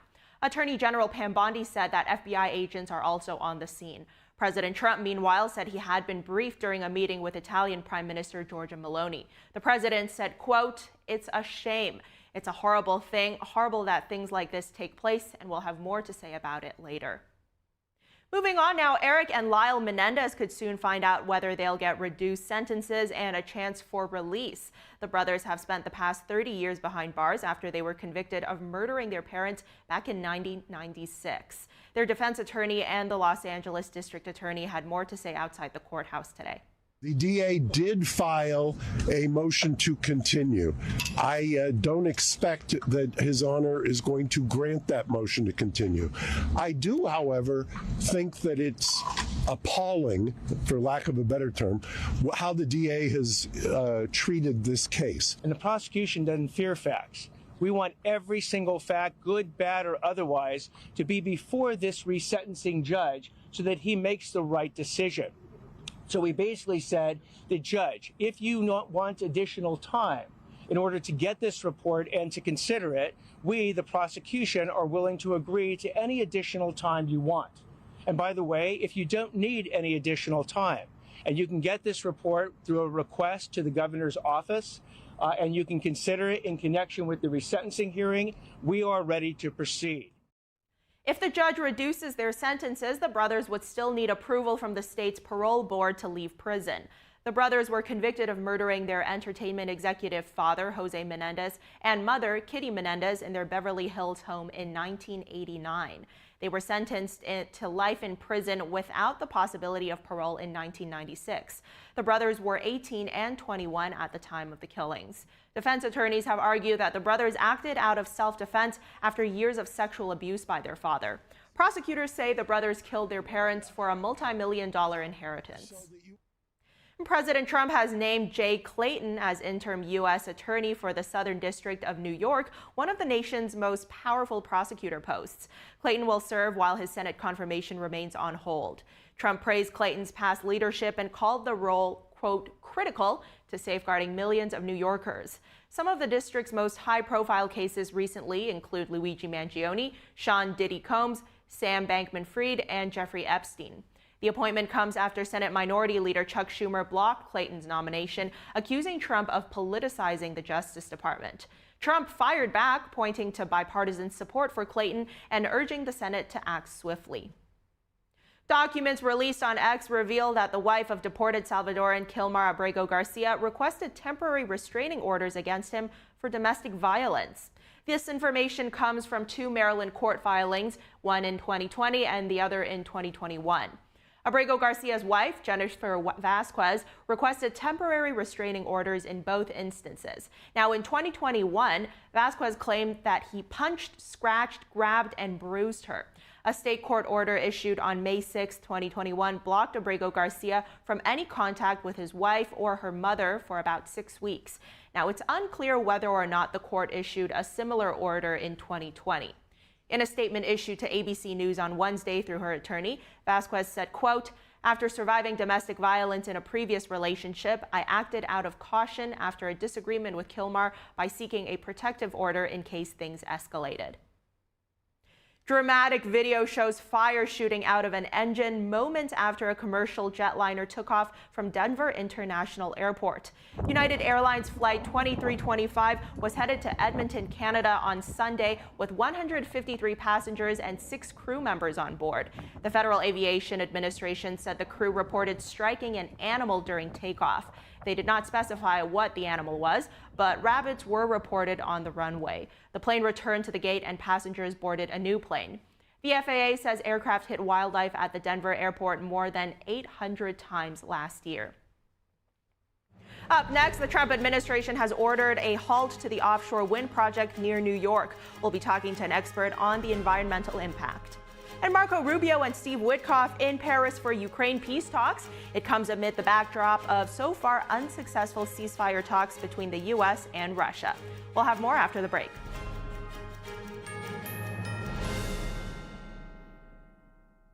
Discover the ancient secret to vitality and longevity with Puretane Black Ginseng. Crafted from premium 6-year-old Korean ginseng, each root is carefully nurtured for over 2,260 days, undergoing a traditional 9-round handcrafted process of steaming and drying to unlock full potency and absorption. Experience pure, natural energy with Puretane Black Ginseng. Order now at puretane.com.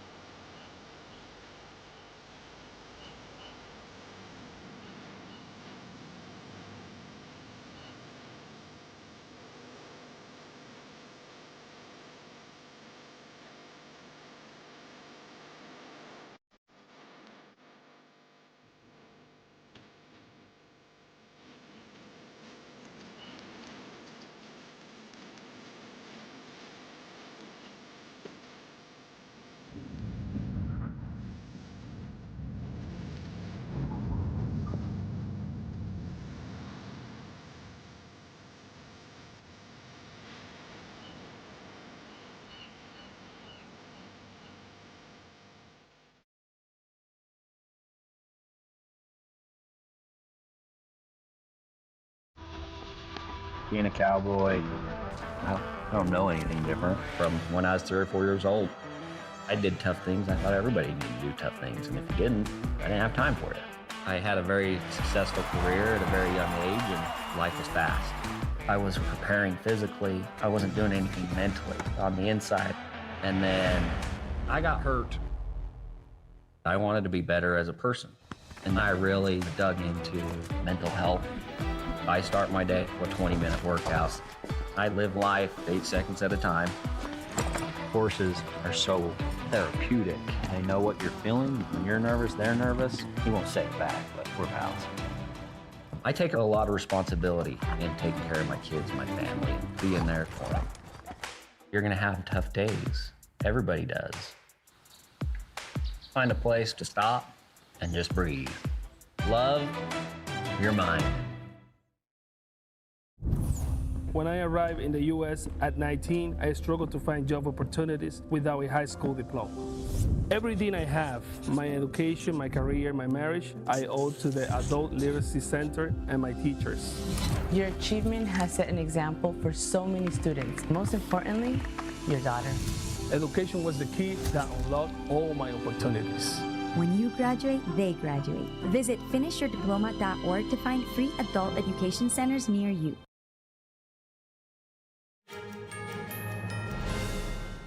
Welcome back to Newsroom. Secretary of the Interior Doug Burgum yesterday ordered a halt to the construction of a major wind project off the coast of New York, quote, until further review. Now, this surprised industry leaders who had hoped that already approved projects would be exempt from President Trump's executive order that halts offshore wind project approvals. Joining us now to discuss this is Lisa Linos, Executive Director of Industrial Wind Action and Director of Energy and Environment at Civilization Works. Lisa, thank you so much for joining us today. I want to get your initial reaction here to the Trump administration's choice of stopping this project.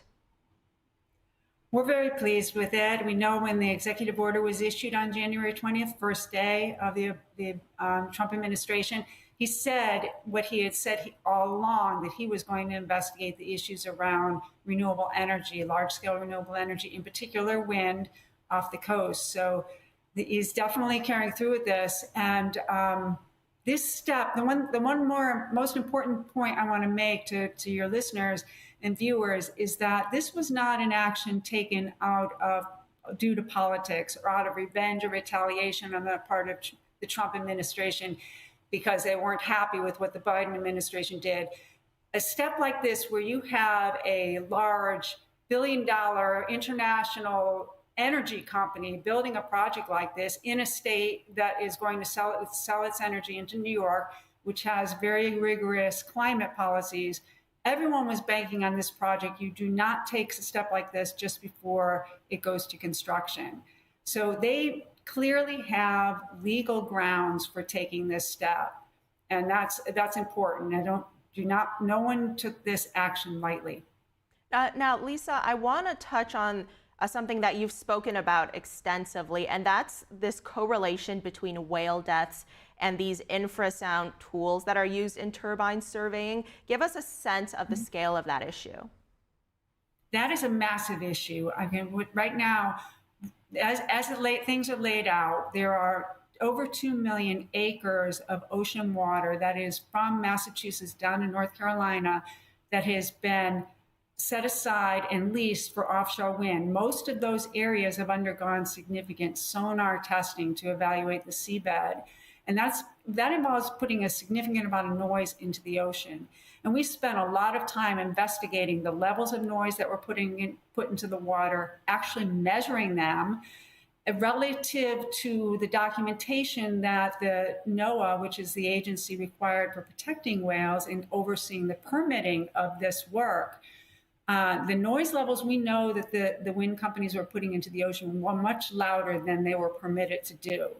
And we understand that based on the mitigations are based on the noise level. The louder the noise, the more extensive the mitigations. But when you assume that the noise level is lower, which is what NOAA did, the whales were put in at greater risk. And we found significant levels of whale deaths beginning not in 2023 or 2024 when people started to see the whale deaths, but really beginning in 2016 when all of these surveys were started. Now, Lisa, you've also been working with local governments to determine guidelines for selecting locations for these wind energy projects. Have you heard anything from locals living in these areas that are developing these wind turbines? How are they receiving all of this?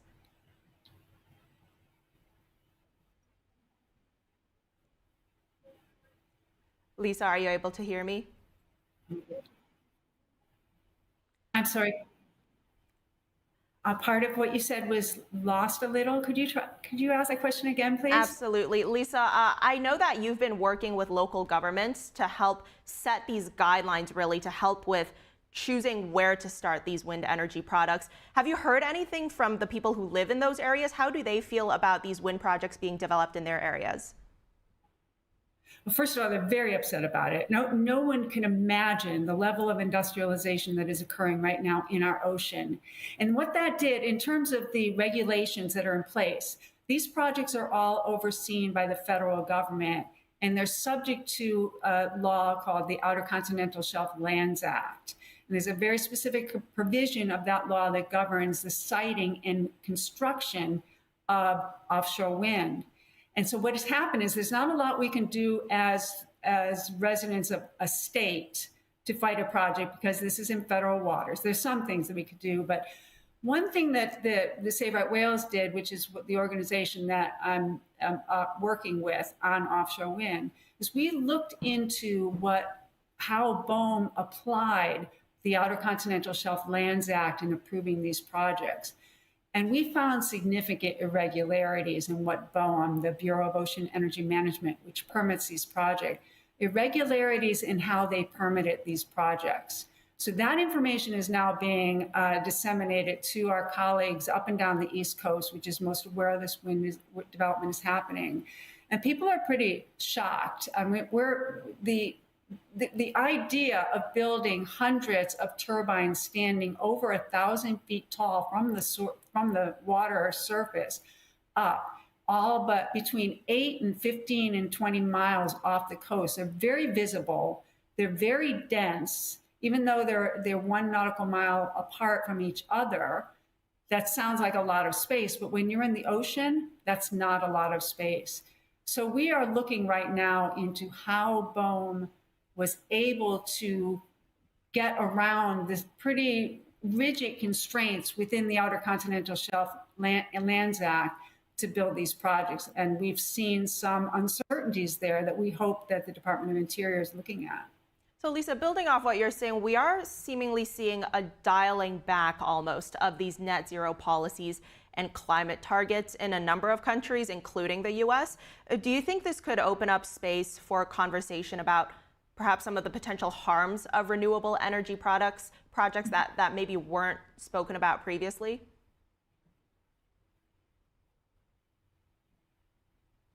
Yes, that is correct. And we're very happy about that. I mean, I have been involved with the siting of onshore wind predominantly and then offshore really within the last 8 years.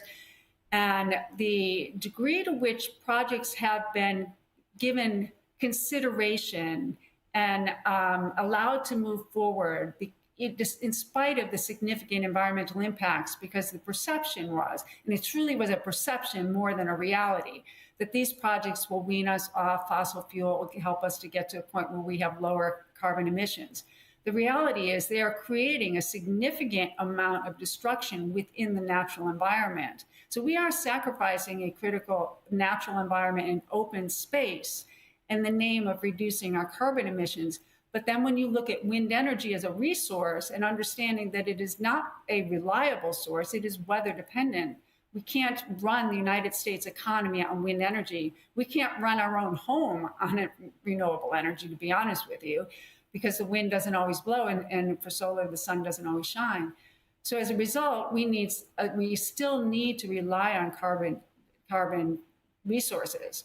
And so we're not weaning ourselves off the carbon the way we thought we were. Instead, we're industrializing natural spaces, including our oceans, and also our Great Plains and other areas that we otherwise would not be building in.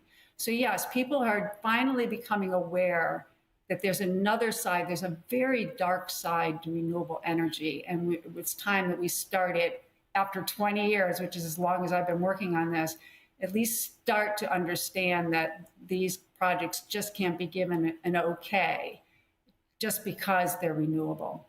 All right, Lisa Linos, thank you so much for joining us today. Thank you.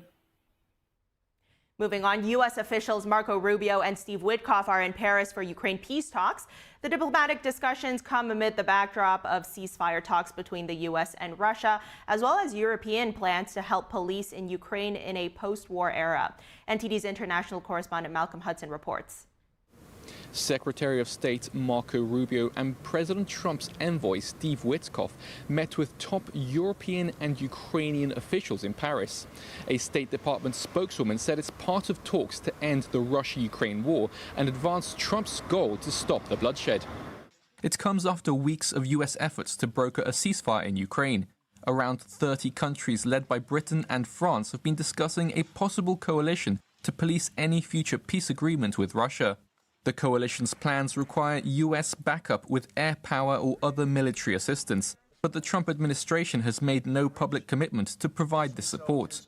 Rubio and Witkoff have helped lead US efforts to seek peace more than 3 years after Russia launched the war. Witkoff met last week with Russian President Vladimir Putin. Kremlin spokesperson Dmitry Peskov said the meeting in Paris is a chance for Witkoff to inform Europe and Ukraine over the current status of talks. We would further expect that Europeans and Ukrainians focus on finding a peaceful settlement. Unfortunately, from the Europeans, we see a focus on continuing the war. Ukraine agreed to Trump's proposal last month for a ceasefire. However, Russia rejected it. Russia made a ceasefire conditional on a halt in Ukraine's mobilization efforts and Western arms supplies, demands rejected by Ukraine.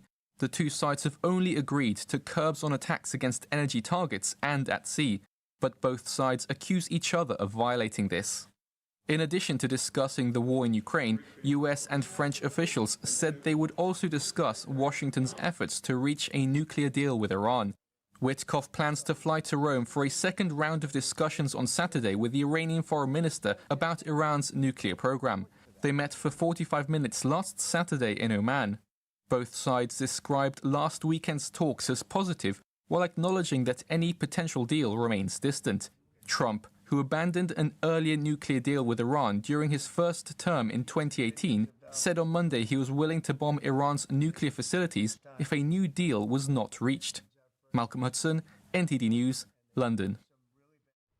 Now, as U.S. officials are in Europe negotiating for peace, fighting between Russia and Ukraine continues. Both sides keep reporting attacks and accusing each other of violating a temporary truce.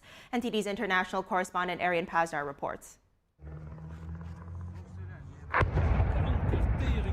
Explosions rang through the Ukrainian city of Dnipro amid a reported Russian attack early Thursday.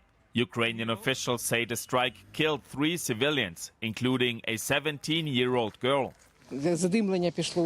A girl ran into the building and it just collapsed right there. We don't even know whether it was the blast wave or a door that hit her.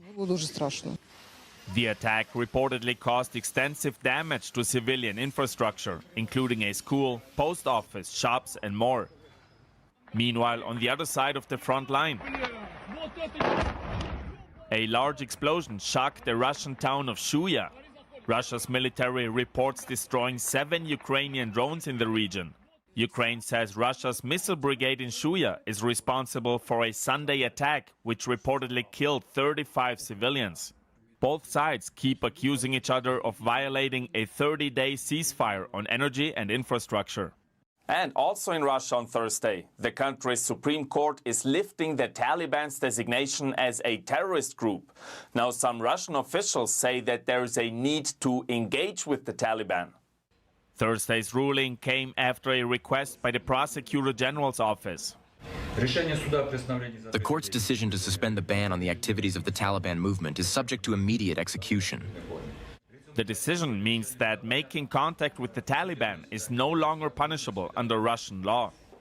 Some Russian officials claim the contact is needed to help stabilize Afghanistan. The US still recognizes the Taliban as a terrorist organization. The group maintains diplomatic ties with countries including China and the United Arab Emirates. Arian Paznar, NTD News. The Chinese Communist Party is strengthening its alliances with authoritarian regimes worldwide.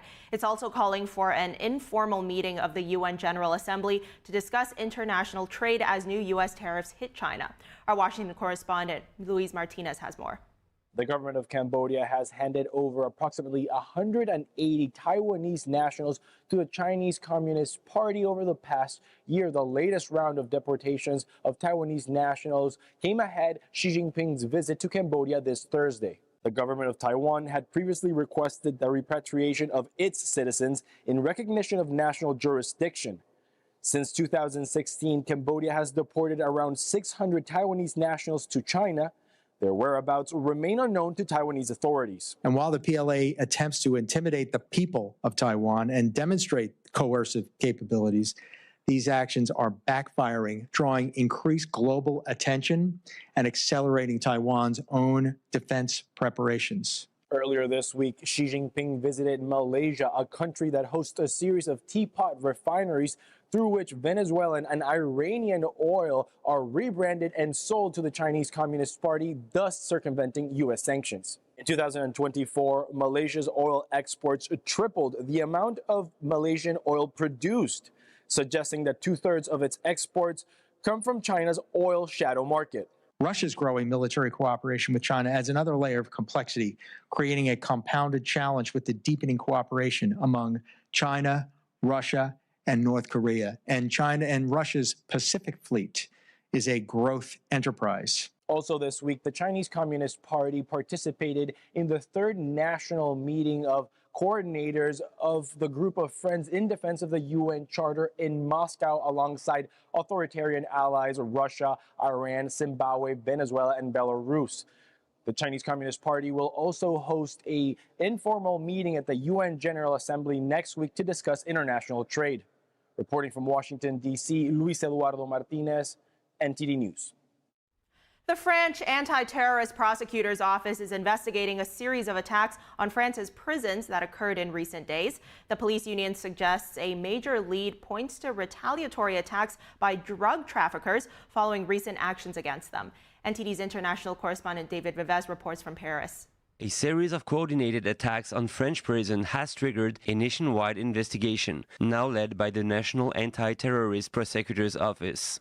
Over 3 consecutive nights, nearly 10 prisons were targeted across the country. Vehicles were set ablaze in prison parking lots, and in one case, heavy weapons were used. Justice Minister Gérald Darmanin stated that the attacks aimed to intimidate and destabilize the state. Authorities view the incidents as a serious threat, possibly linked to left-wing group, as graffiti was found nearby the attack site. However, the most credible hypothesis points to drug traffickers who may be retaliating against the government's recent surge in drug seizures and effort to toughen legislations against narcotics networks. We see some worrying developments in drug trafficking, which continue to grow. Fortunately, we've made very large and increasingly frequent drug seizures. However, this could also indicate that trafficking is expanding. Police union spokesperson Thierry Claire believes France's ramped-up actions against traffickers may be provoking a reaction. We are now in war against drug trafficking, and this fight requires resources. To me, these incidents appear to be part of a broader pushback, as the state clearly demonstrates its determination to confront trafficking in France. Since January 2025, the French Parliament has been reviewing a bill initiated by the Interior Minister. The legislation aims to crack down on drug trafficking. It also ensures that incarcerated individuals cannot continue operating their networks from inside prisons. The prison system has allocated significant resources to prevent small-scale trafficking inside facilities and to ensure that inmates arrested for drug-related offenses cannot continue their operations while incarcerated. The Minister of Interior plans to reinforce security of agents working in prisons. David Vives, NTD News, Paris. Coming up, President Trump's plan to end birthright citizenship is still on hold. The Supreme Court has a new ruling today. Find out more after this break.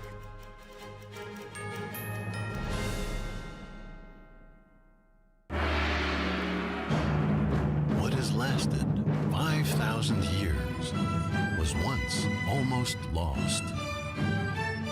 Now, the world awaits the divine culture's return.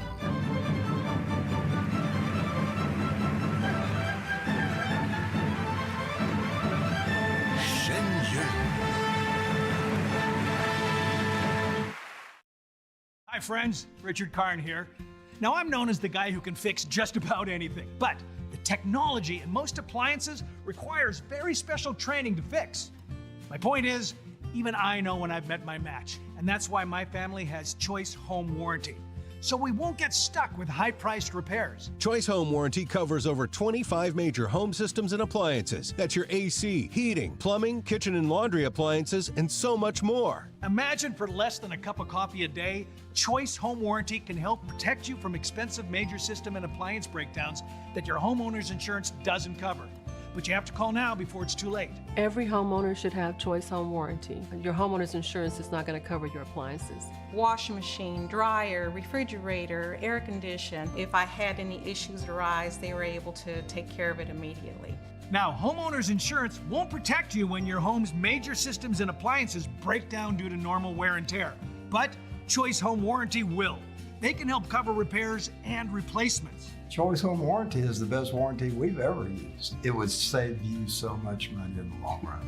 Hey, I'm not the only one raving about Choice Home Warranty. They were named a Best Home Warranty Company and Best Claim Service by U.S. News 360 Reviews. Call Choice Home Warranty now and get access to a nationwide network of over 15,000 technicians and the latest appointment setting technology so you'll know when they're on their way. If I have an issue with an appliance or something around the house, I just call up Choice Home Warranty and I don't have to worry about that. So, do what this old DIYer did and call Choice Home Warranty now before something breaks down. Tell them I sent you and get your first month free. Call Choice Home Warranty before it's too late and get protection for your heating, AC, plumbing, kitchen and laundry appliances, and more. Call for your free quote today. Call in the next 5 minutes and get your first month free. 800-360-6782. 800-360-6782.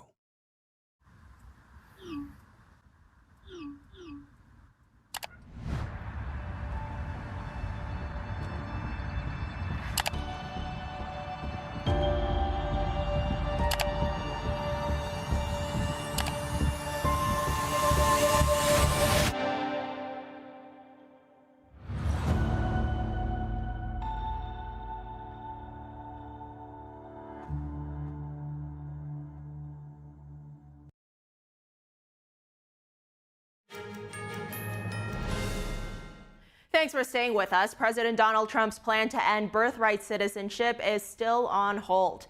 Now, today, the Supreme Court deferred Trump's request that would have allowed him to enforce the plan. But the High Court will hear arguments about Trump's request to restrict orders by lower court judges, which could impact the citizenship case. The president has been pushing to end the birthright citizenship since returning to office. It gives legal citizenship to all children born in the country, regardless of the citizenship of their parents. Chinese state-run media has recently been hyping up reports about a Taiwanese singer who received heart and liver transplants in China.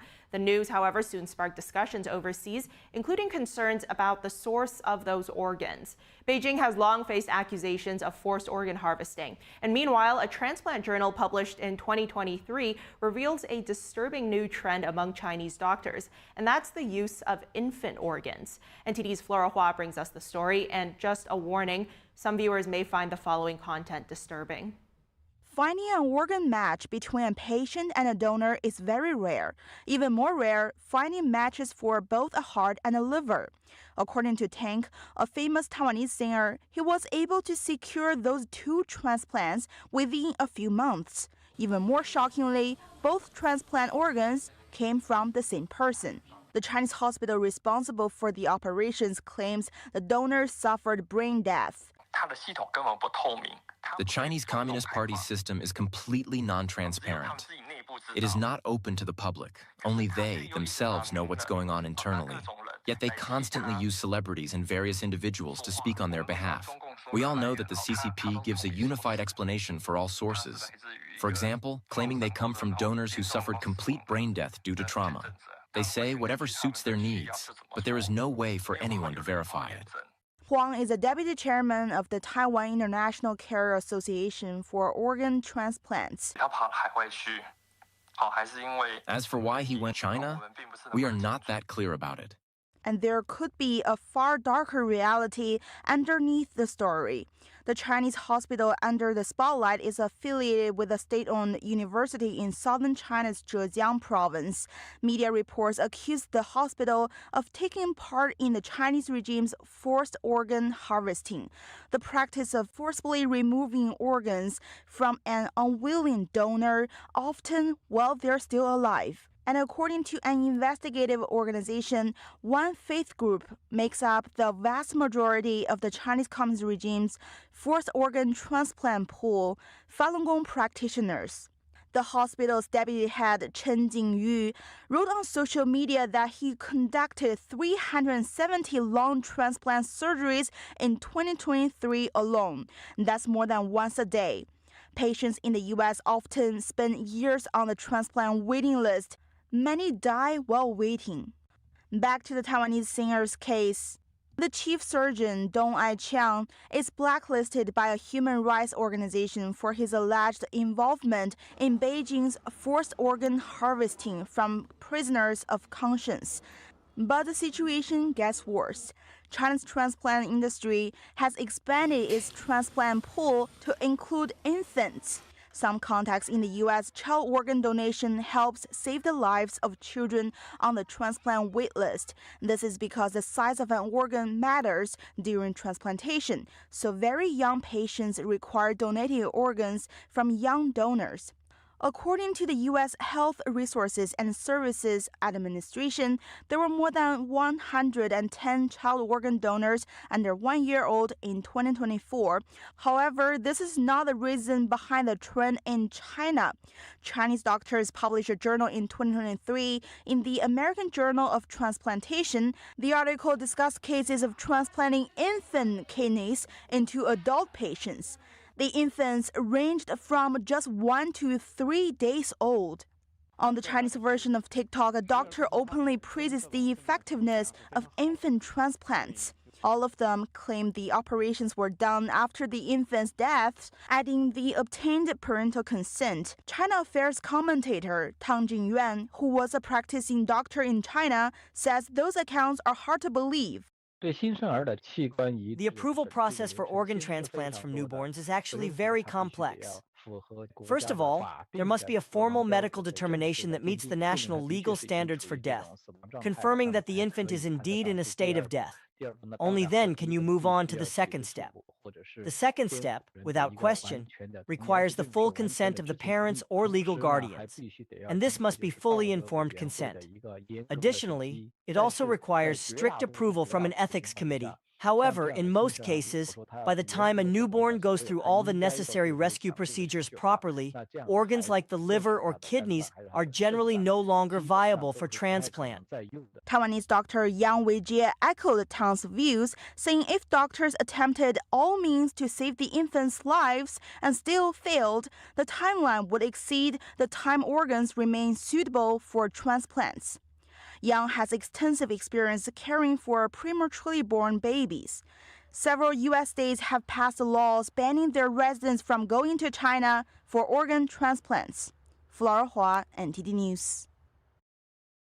Coming up, Harvard University now faces the risk of losing its ability to enroll international students. This is amid the university's firm refusal to change policies to help fight anti-Semitism on campus. We'll be breaking it all down in the next hour. Don't go anywhere.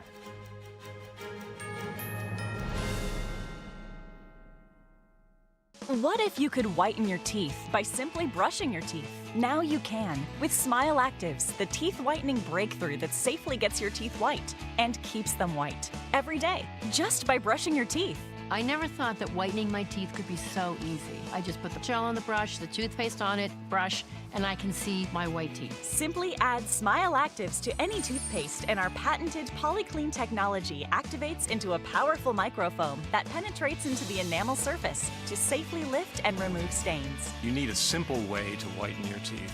Without strips, without trays, without going to the dentist. And it was about time that a product was developed that you would be able to do that with just brushing. And now, Smile Actives is even better with new Pro Whitening Gel with 33% greater whitening power, clinically shown to whiten teeth faster, up to 8 shades. 100% of users saw whiter teeth. On food stains, coffee and wine stains, even on veneers, crowns, and dentures. I eat the blueberries, I drink the coffee, and I know that Smile Actives will keep my teeth white every day. If you could use something so easy like Smile Actives to take yellow teeth to white teeth, why wouldn't you? Why spend hundreds of dollars for whitening treatments at the dentist when now you can whiten your teeth with new Smile Actives Pro Whitening Gel every time you brush your teeth? Call or go to smileactives.com and for a limited time, get new Pro Whitening Gel for just $24.95. Order in the next 5 minutes and buy one, get one absolutely free for just $24.95. That's 2 for 1 and save 58%. We'll even include free shipping. Get your teeth whiter guaranteed or return it within 60 days for your money back. I smile every day now. The difference is literally night and day. So now I'm always smiling, always choosing, because now my teeth are much whiter. This offer is not available in stores, so call or click now before the special buy one, get one free offer goes away. We come from a long line of farmers, and there's a sense of pride with being part of these multi-generational businesses. But there's also a significant amount of pressure. My senior year of high school, my dad made the decision this world no longer needed him in it. I don't know if he was overwhelmed by the bills and checks that weren't going to be coming in because of the strawberries dying off, but it breaks my heart that my dad made a permanent decision for a temporary issue. Don't feel like you have to go through it alone. Farmers have to take care of their physical and their mental health, because what's a farm without a farmer? The mornings, that's my time. Watching the sun come up, I can have a cup of coffee and exercise if I want to. It helps me start the day with a sense of gratitude. Yay! Every day is a new opportunity. Don't forget to check in on yourself. Love your mind.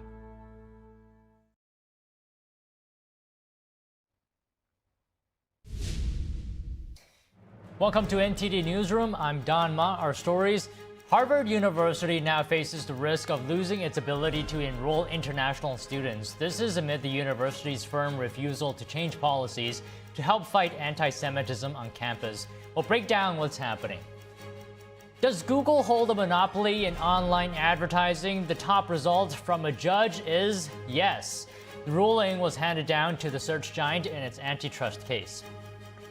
Tariff turbulence for Boeing. Its delivery plant in China is the latest hotspot in the escalating trade war. Dashing to dealerships, data shows car buyers snagging new rides and reducing vehicle supply before auto tariffs increase sticker prices. Top U.S. officials are in Paris today meeting with Ukrainian and European leaders.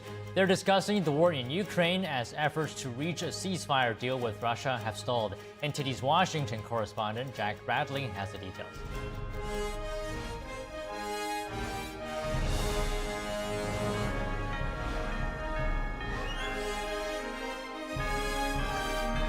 This is NTD Newsroom, live from our global headquarters in New York City. Good afternoon, and thanks for staying with us. A shooter opened fire at the Florida State University campus this afternoon. Tallahassee Memorial Healthcare was receiving and treating 6 wounded, including 1 in critical condition. One student said he and about 30 others hid in the bowling alley in the lower level of the student union after seeing others run. He said after about 15 minutes of hiding, police escorted the students out of the building. Another student said he was in the university's main library when alarms began going off. Ambulances, fire trucks, and police vehicles raced toward the campus after the university issued an active shooter alert midday. Florida Governor Ron DeSantis wrote on X, quote, "Our prayers are with our FSU family, and state law enforcement is actively responding."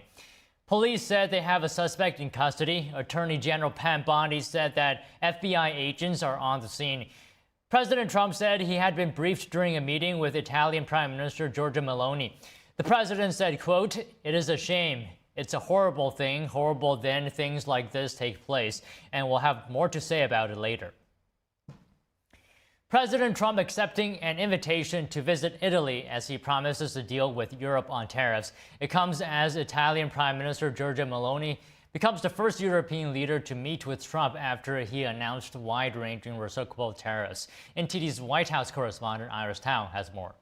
As President Trump welcomes Italy's Prime Minister Giorgia Meloni today to the White House, he says that he's 100% confident that he will reach a deal with the EU on a trade deal before his pause on some tariffs expires in about 90 days. And meanwhile, Meloni also announces some progress by thanking President Trump for accepting an invitation to visit Rome in the near future, adding that he's also considering using that occasion to meet with some other European leaders. Meloni says that even if there are some differences, she's confident that they will be able to work through and find solutions. Watch. She has taken Europe by storm. She's become a friend, and we really have a great relationship. So I think even if we have some problems, okay, between the two shores of the Atlantic, it is the time that we try to sit down and find solutions. The goal for me is to make the West great again. Okay? And I think we can do it together. We can. Just in recent weeks, President Trump has said that he believes the European Union was created to, quote, screw the United States. But the White House says that they hope that Meloni will act as a bridge between Trump and other European leaders. Meloni, who leads Italy's right-wing Brothers of Italy party, has a great relationship with President Trump. She was the only European leader invited to Trump's inauguration back in January. And I was also there, actually, when Trump invited her to Mar-a-Lago in Florida and to dine with her in a very actually good atmosphere environment. And today she becomes the first European leader to visit the White House to meet with Trump in person amid the new tariff landscape. Meanwhile, President Trump says progress is also happening fast with other countries. After meeting with Japanese officials yesterday at the White House, President Trump says today that South Korean officials are also coming in next week, and that also India is also talking with the U.S. And here's him saying that the U.S. is the one setting the deals. Watch. Everybody wants to make a deal, and if they don't want to make a deal, we'll make the deal for them. We're listening, and we're going to be very fair to people, but, you know, we're the one that really sets the deal. And today, President Trump also offered assurances at the White House that he would reach a deal with China, saying that he thinks we're going to make a very good deal with China, though without offering specifics on progress or communications. He also dismissed concerns about his tariffs potentially pulling some countries closer to China by saying the U.S. actually is much stronger than China and has no competition on that. Watch. This week, we saw Chinese President Xi Jinping visit with 3 of our allies. Should you be worried that they're growing closer? No. Mr. President, will you pick up the phone and... Nobody can compete with us. Nobody. And yesterday, the White House wouldn't deny reports that the U.S., during negotiations with other countries, is asking these nations to disallow China to ship their goods through their countries, to use their countries as loopholes to avoid U.S. tariffs. So President Trump today in the Oval Office said that he's going to hear from Russia this week very shortly, adding that we want the death and killing to stop in the Russia-Ukraine war. And he also says that the U.S. and Ukraine are expected to sign their minerals deal as soon as next Thursday.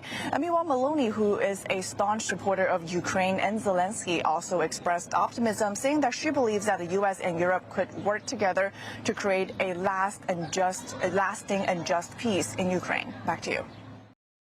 Meanwhile, President Trump called for the Federal Reserve to lower interest rates while also suggesting the Fed chair should be fired.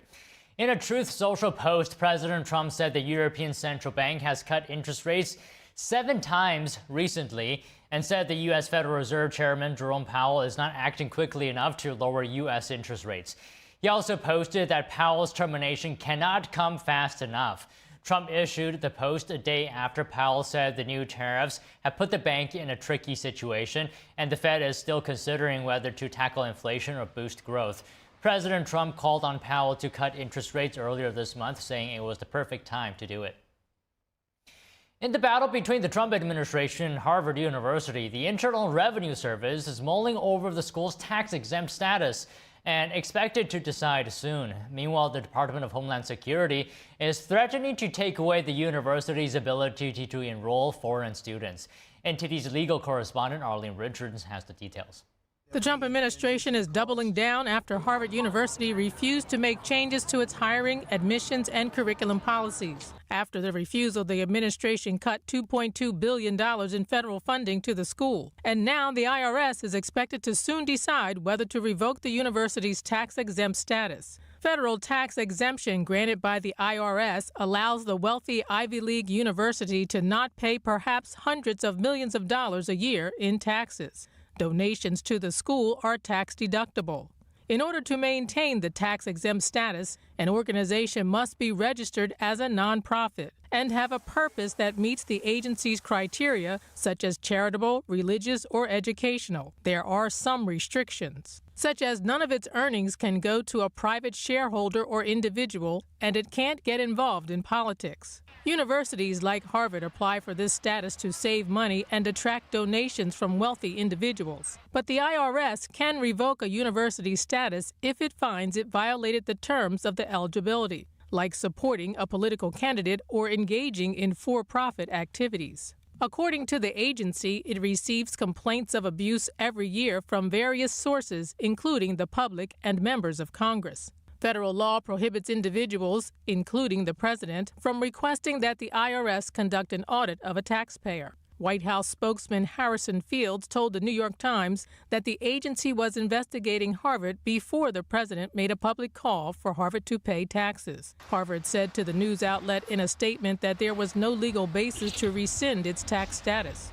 and that any attempt to do so would likely face a legal challenge. A Bloomberg News analysis estimated that Harvard's tax benefits totaled $465 million in 2023. The university reported it had collected more than $525 million in donations in the 2024 fiscal year. As we wait for the tax agency's final decision, on Wednesday, Homeland Security Secretary Kristi Noem said Harvard could lose its ability to host international students. Arlene Richards, NTD News. House lawmakers warn Americans about Chinese AI app DeepSeek. After an investigation, they say it's the Chinese Communist Party's most recent tool for espionage and theft. NTD correspondent Jason Blair reports. The House Select Committee on the Chinese Communist Party say the CCP is using AI app DeepSeek as one of their latest dual-use efforts for, quote, spying, stealing, and subverting U.S. export control restrictions. In a Wednesday report, the committee highlights their key findings. 1. DeepSeek funnels Americans' data to the CCP through back-end infrastructure connected to a U.S. government-designated Chinese military company. 2. DeepSeek covertly manipulates the results it presents to align with CCP propaganda as required by Chinese law. 3. It is highly likely that DeepSeek used unlawful model distillation techniques to create its models, stealing from leading U.S. AI models. And 4. DeepSeek's AI model appears to be powered by advanced chips provided by American semiconductor giant NVIDIA and reportedly utilizes tens of thousands of chips that are currently restricted from export to China. In the report, the committee makes these recommendations. 1. Take swift action to expand export controls, improve export control enforcement, and address risks from AI models from China. 2. Prevent and prepare for a strategic surprise related to advanced AI. Along with DeepSeek, TikTok has also received a lot of similar attention from lawmakers, experts, and users alike. Many point to the app's algorithm being used to sway a user's opinion to the CCP's benefit. Many allege that the algorithm often covertly aligns with CCP propaganda and censorship. TV personality and businessman Kevin O'Leary made a $20 billion bid to buy TikTok. He testified in Congress last week and was asked about his findings when he investigated the app. TikTok is weapons-grade spyware, period. It's one of the best propaganda machines I've ever seen. And if you want evidence of it, go on in the last 24 hours and look at the videos generated there through AI of overweight Americans at sewing machines, even the president himself depicted here, or over iPhones screwing in screws with the message, "Let's make America great again." I have never seen such blatant propaganda. And O'Leary said that Senator Tim Cotton told him that Congress would not allow anyone to buy TikTok with its current algorithm. Reporting in Washington, D.C., Jason Blair, NTD News. Top U.S. officials are in Paris today meeting with Ukrainian and European allies. They're discussing the Russia-Ukraine war as both sides accuse each other of violating a partial ceasefire. NTD's Washington correspondent Jack Bradley has more. Secretary of State Marco Rubio and presidential envoy Steve Witkoff are meeting with top Ukrainian and European officials in Paris.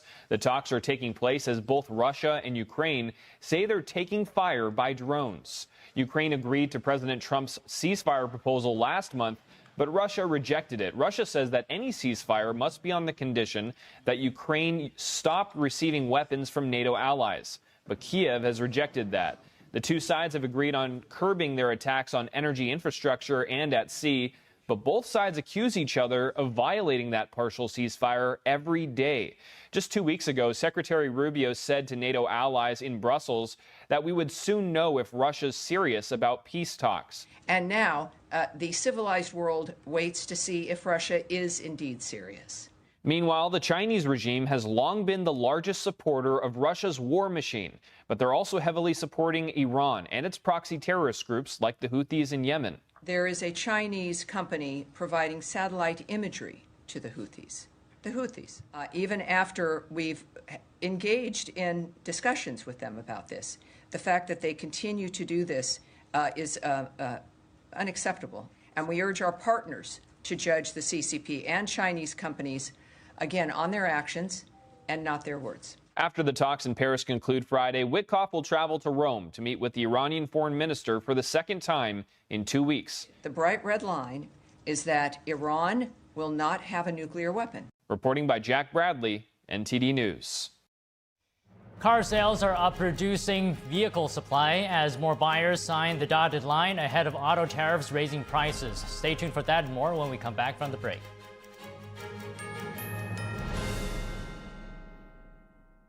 Discover the ancient secret to vitality and longevity with Puretang Black Ginseng. Crafted from premium 6-year-old Korean ginseng, each root is carefully nurtured for over 2,260 days, undergoing a traditional 9-round handcrafted process of steaming and drying to unlock full potency and absorption. Experience pure, natural energy with Puretang Black Ginseng. Order now at puretang.com.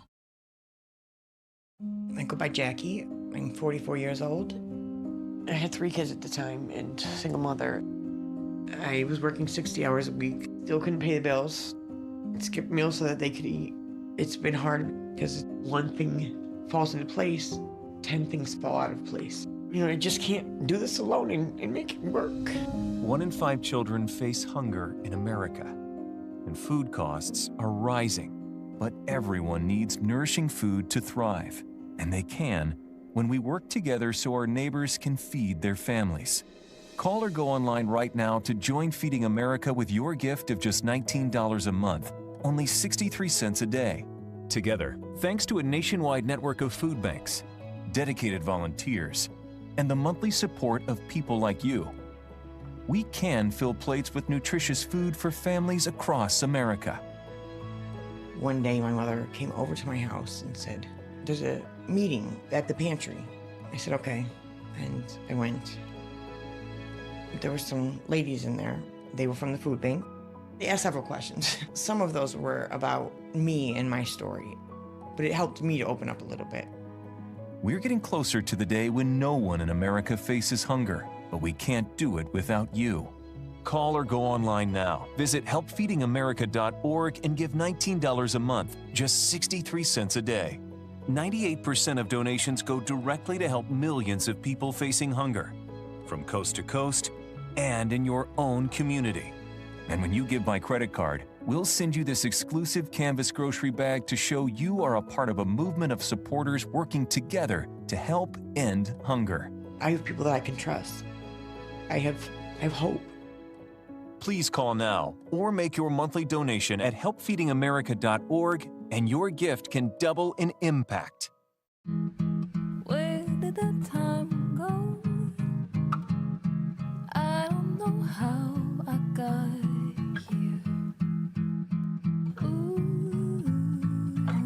done the hard part. You quit smoking. Now do the easy part and get scanned for lung cancer. If you smoked, you may still be at risk, but early detection could save your life. Talk to your doctor and learn more at savedbythescan.org.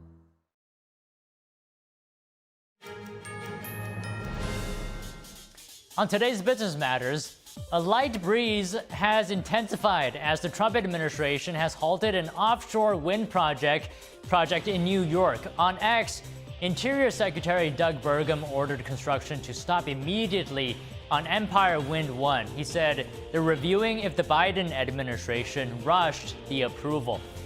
The company behind Empire Wind 1 said it would work with the government to understand the issues raised. This is a surprise for industry leaders who thought approved projects would be safe from President Trump's retreat from wind energy. American Express's wealthier cardholders may help insulate the company from tariffs and stubborn inflation. Amex reported better than expected earnings for the first quarter.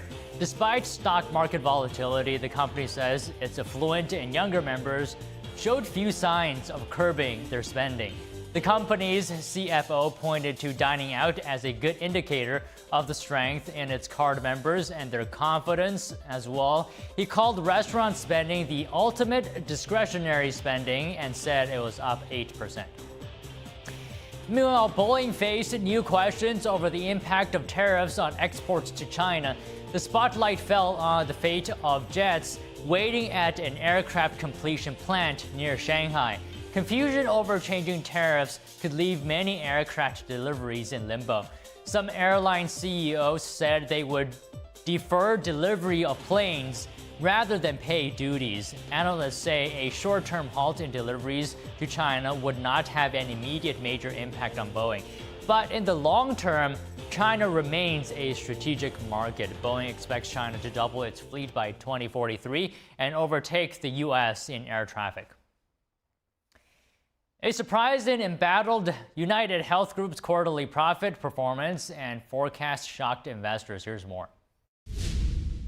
United Health Group stunned investors Thursday with what its CEO called an unusual and unacceptable quarterly earnings miss and a bleak full-year forecast.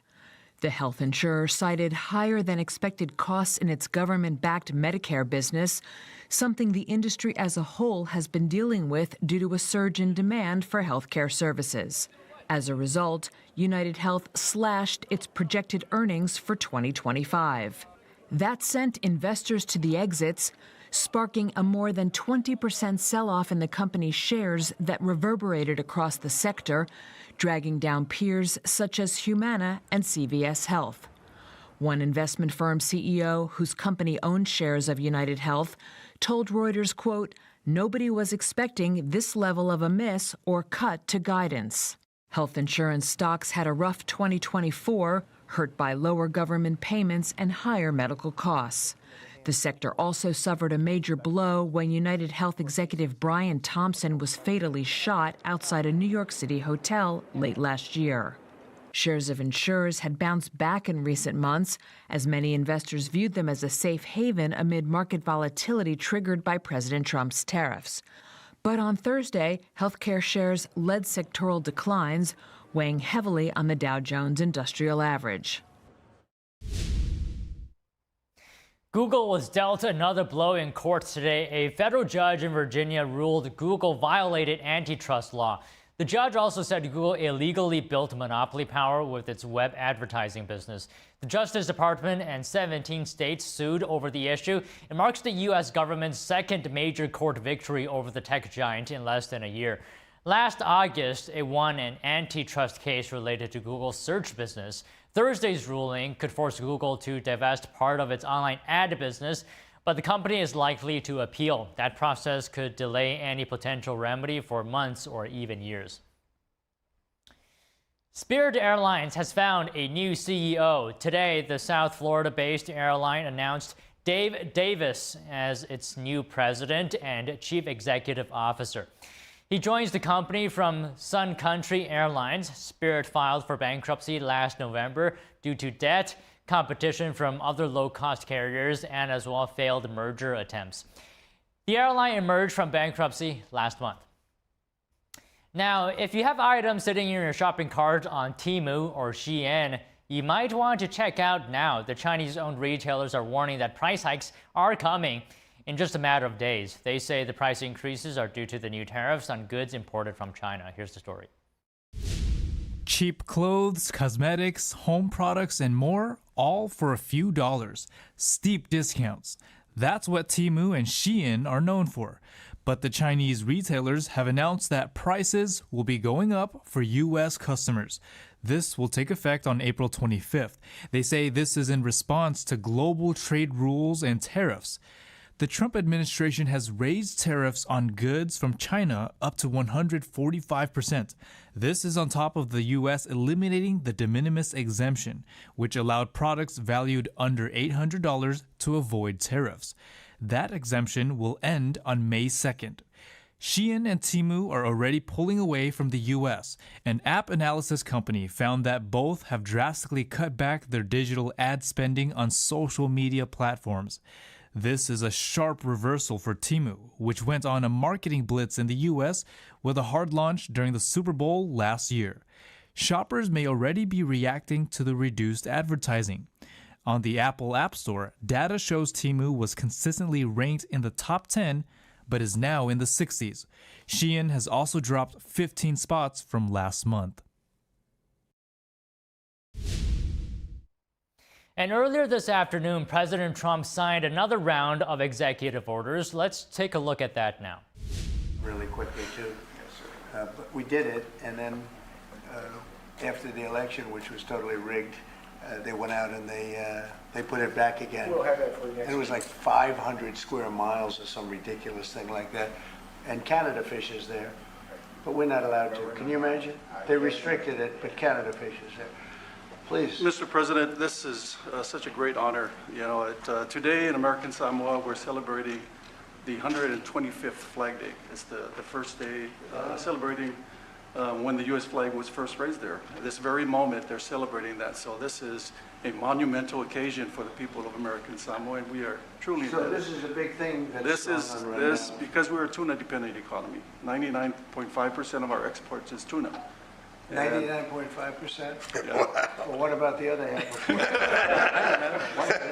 and then about 80% of our private employment is related to the tuna industry. So yes, this is a big thing for the terrorists. So what's this going to do in terms? It's so interesting to me. It's so horrible and so stupid. It's so stupid. We're talking about a massive ocean, and they're forced to travel 4 to 7 days to go and fish in an area that's not as good and is probably a little more dangerous, the whole thing. So how is this going to affect your business?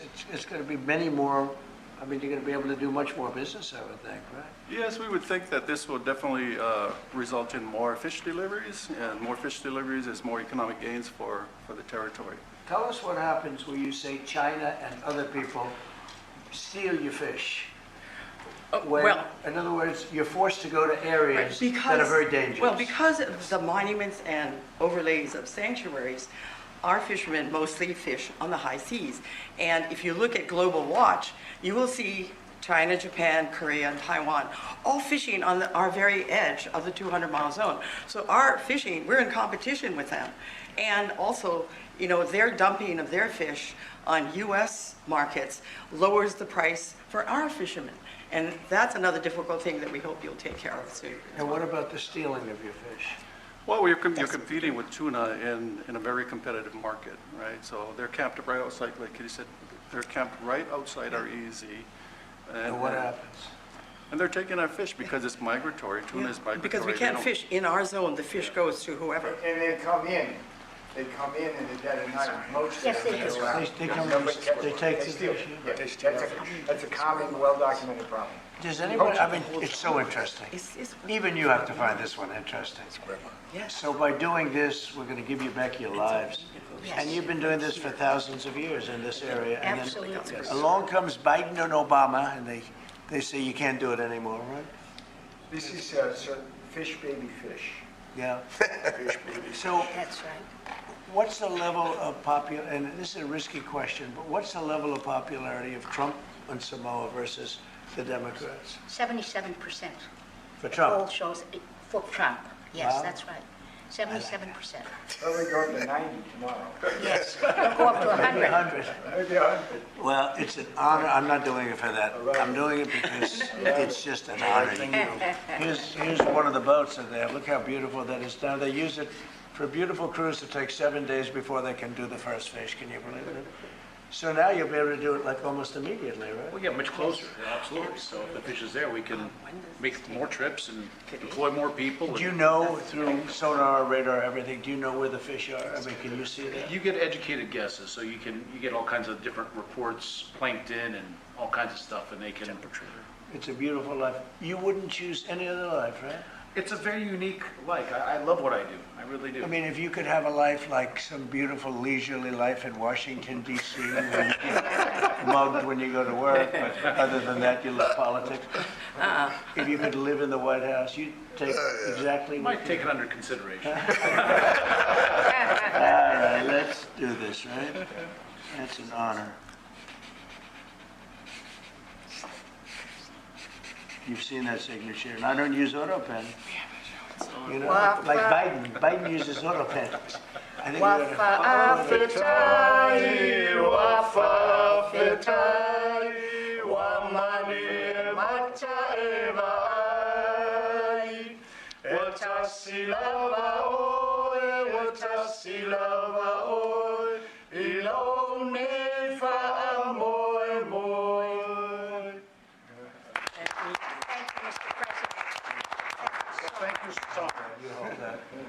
And what is the second one, please? We have one more also relating to fisheries, sir. This is an executive order on seafood competitiveness.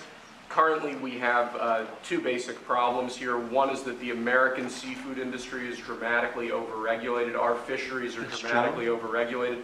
The other is that we have unfair trade practices from our foreign trading partners relating to the seafood industry.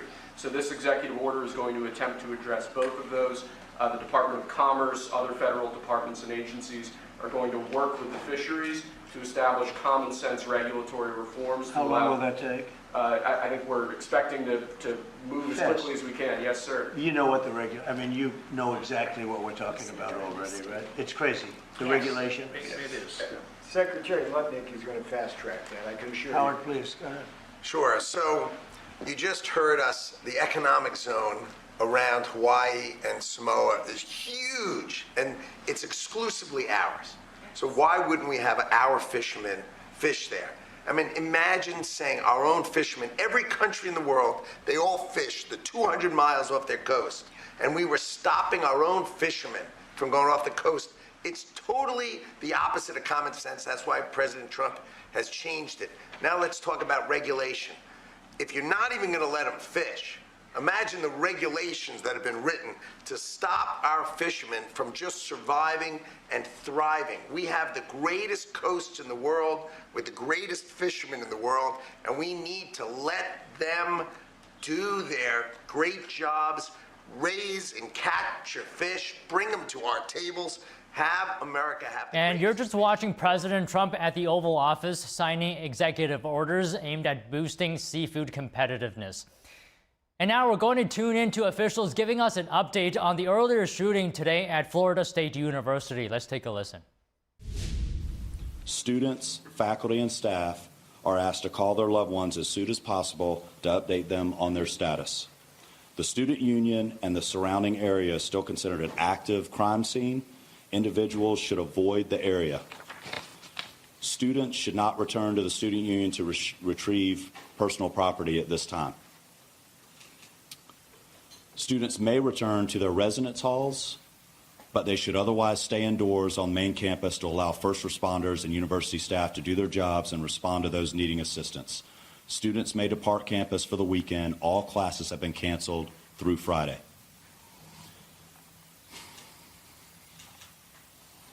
Before I turn this over to Chief Revel, I want to thank all the brave men and women of the FSU PD for responding immediately to the scene. I also want to thank the responding agencies who have provided assistance to FSU today big time, including the Tallahassee Police Department, the Leon County Sheriff's Office, the Florida Highway Patrol, Leon County Emergency Medical Services, FDLE, and all other responding agencies today. We really appreciate your support. That's all the information I have at this time. We'll have additional update for you later today. Chief Rebel.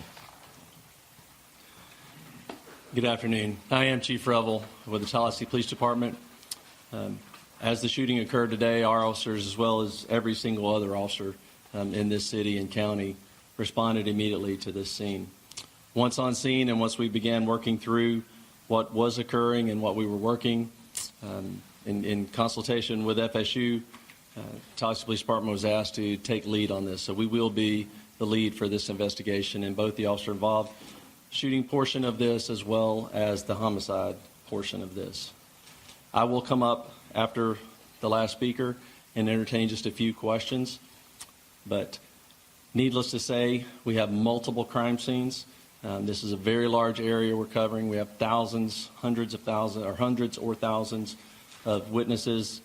And again, this is an active, ongoing investigation. So the information that we will be allowed to release right now may be fairly limited. I'll answer what I can at that time. But I will assure you that as soon as we can, any information that becomes available, we will make that available to you. One of the things in the process, and again, understand that this is an ongoing active investigation. So things are happening as we are standing here and as we are speaking. We have identified the shooter, obviously. He's at the hospital. So with more on that, I'm going to allow the sheriff to come up and speak on that portion of it. Thank you, Chief. As Chief Rebel indicated, I'm Walt McNeil, Leon County Sheriff. First and foremost, let me express our gratitude to the responding law enforcement agencies in this community. Our citizens should feel some degree of comfort knowing that your law enforcement agencies are going to respond and do exactly what we did in this case, that is bring the offender to justice and to make sure that we do what we can to make sure we lock him or her up. Let me say to you, this is obviously a heinous crime. Our deepest condolences go out to the FSU family, the families of the students who are here, and we understand that you all have been devastated because of this person's actions. The question as it relates to who is the shooter is 20-year-old Phoenix Eichner, and he's the son of a Leon County Sheriff deputy. Our Deputy Eichner has been with the Leon County Sheriff's Office for over 18 years. She has a tremendous job that she's done. Her service to this community has been exceptional. Unfortunately, her son had access to one of her weapons, and that was one of the weapons that was found at the scene. And we will continue that investigation into how that weapon was used and what other weapons perhaps he may have had access to. The alleged shooter was also a long-standing member of the Leon County Sheriff's Office Citizen Advisory or Youth Advisory Council. So he has been steeped in the Leon County Sheriff's Office family, engaged in a number of training programs that we have. So it's not a surprise to us that he had access to weapons. This event is tragic in more ways than you people in the audience could ever fathom from a law enforcement perspective. But I will tell you this, we will make sure that we do everything we can to prosecute and make sure that we send a message to folks that this will never be tolerated here in Leon County, and I dare say across this state and across this nation. Thank you. Let me bring up the FBI Assistant Special Agent in charge, Hubert Reynolds.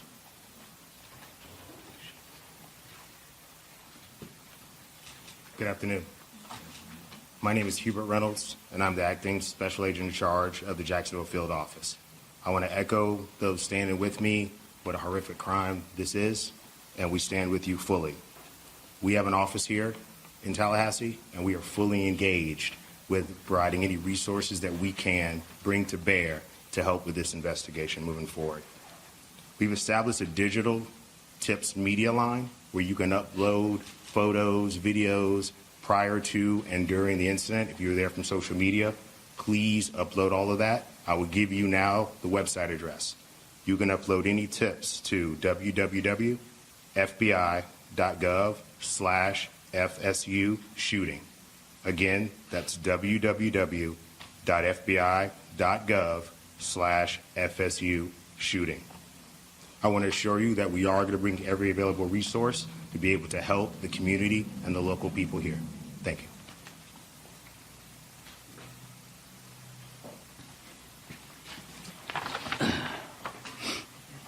Good afternoon, everyone. I'm Richard McCullough, Rick McCullough, president of Florida State University. This is a tragic day for Florida State University. We were absolutely heartbroken by the violence that occurred on our campus earlier today. 2 have died. 5 other innocents are being treated for their injuries. We're working to support the victims, their families, and everyone affected by this traumatic event. I just returned from the hospital. The First Lady and I met some of our students who were the victims. Our hearts go out to our students and the victims of this terrible tragedy. I have to say that our law enforcement, our FSU police officers, are absolute heroes in this regard. The call went out, someone called it in, and immediately they responded to the scene and immediately neutralized the suspect and prevented this from being a bigger tragedy. I want to thank them so much for what they do to try to keep our students safe. I want to thank all the law enforcement partners, FSU Police, Tallahassee Police, Leon County Sheriff's Department, Florida Highway Patrol, and Florida Department Law Enforcement, and all other responding agencies for their rapid and courageous response. I want to thank everybody that came out to visit with the students and to help us and to be here today for this press conference. And I appreciate so much the support that you're all providing to our university and to our students. We're fully cooperating with the investigation, and we defer to law enforcement as they continue their work. I'd also like to thank all the healthcare providers at Tallahassee Memorial Hospital. They're treating and providing outstanding care to our victims. Right now, our top priority is safety and well-being for all the people and our campus. As it was said, classes are canceled on the main campus today and tomorrow, and all FSU athletics events on Tallahassee are canceled through Sunday. We also want to tell you that counseling and psychological services are available to students, faculty, and staff, and anyone that needs that should call 850-644-2003. We're also providing support for faculty and staff through our employee assistance program. And so if you need any help, please reach out. We'll continue to communicate with the campus community as we know more. This is a deeply emotional time, but we're all here to support each other. We're going to do everything we can to support our community. We're a strong and united community. We're family. And so we'll take care of all of you. And we'll get through this together. Thank you.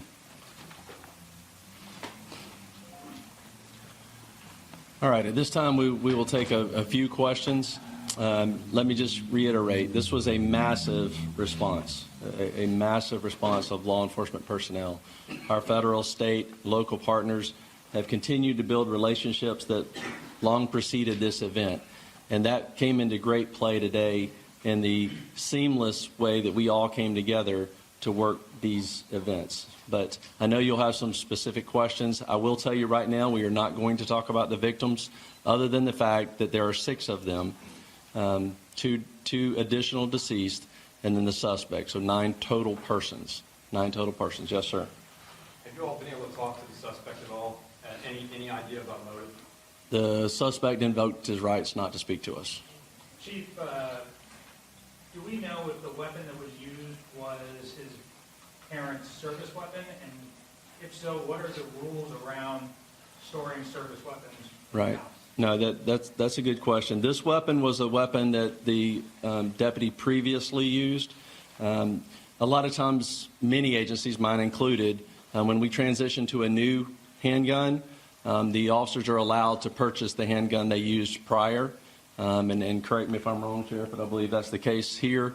This was a handgun that deputy used prior to them transitioning to a new handgun, and so it was her personal handgun. Is she put on leave or? The sheriff would have to speak to that. We will do a thorough investigation to look at all aspects of it. There's no cause right now that we're aware of that would require her to be placed on any kind of suspension or otherwise.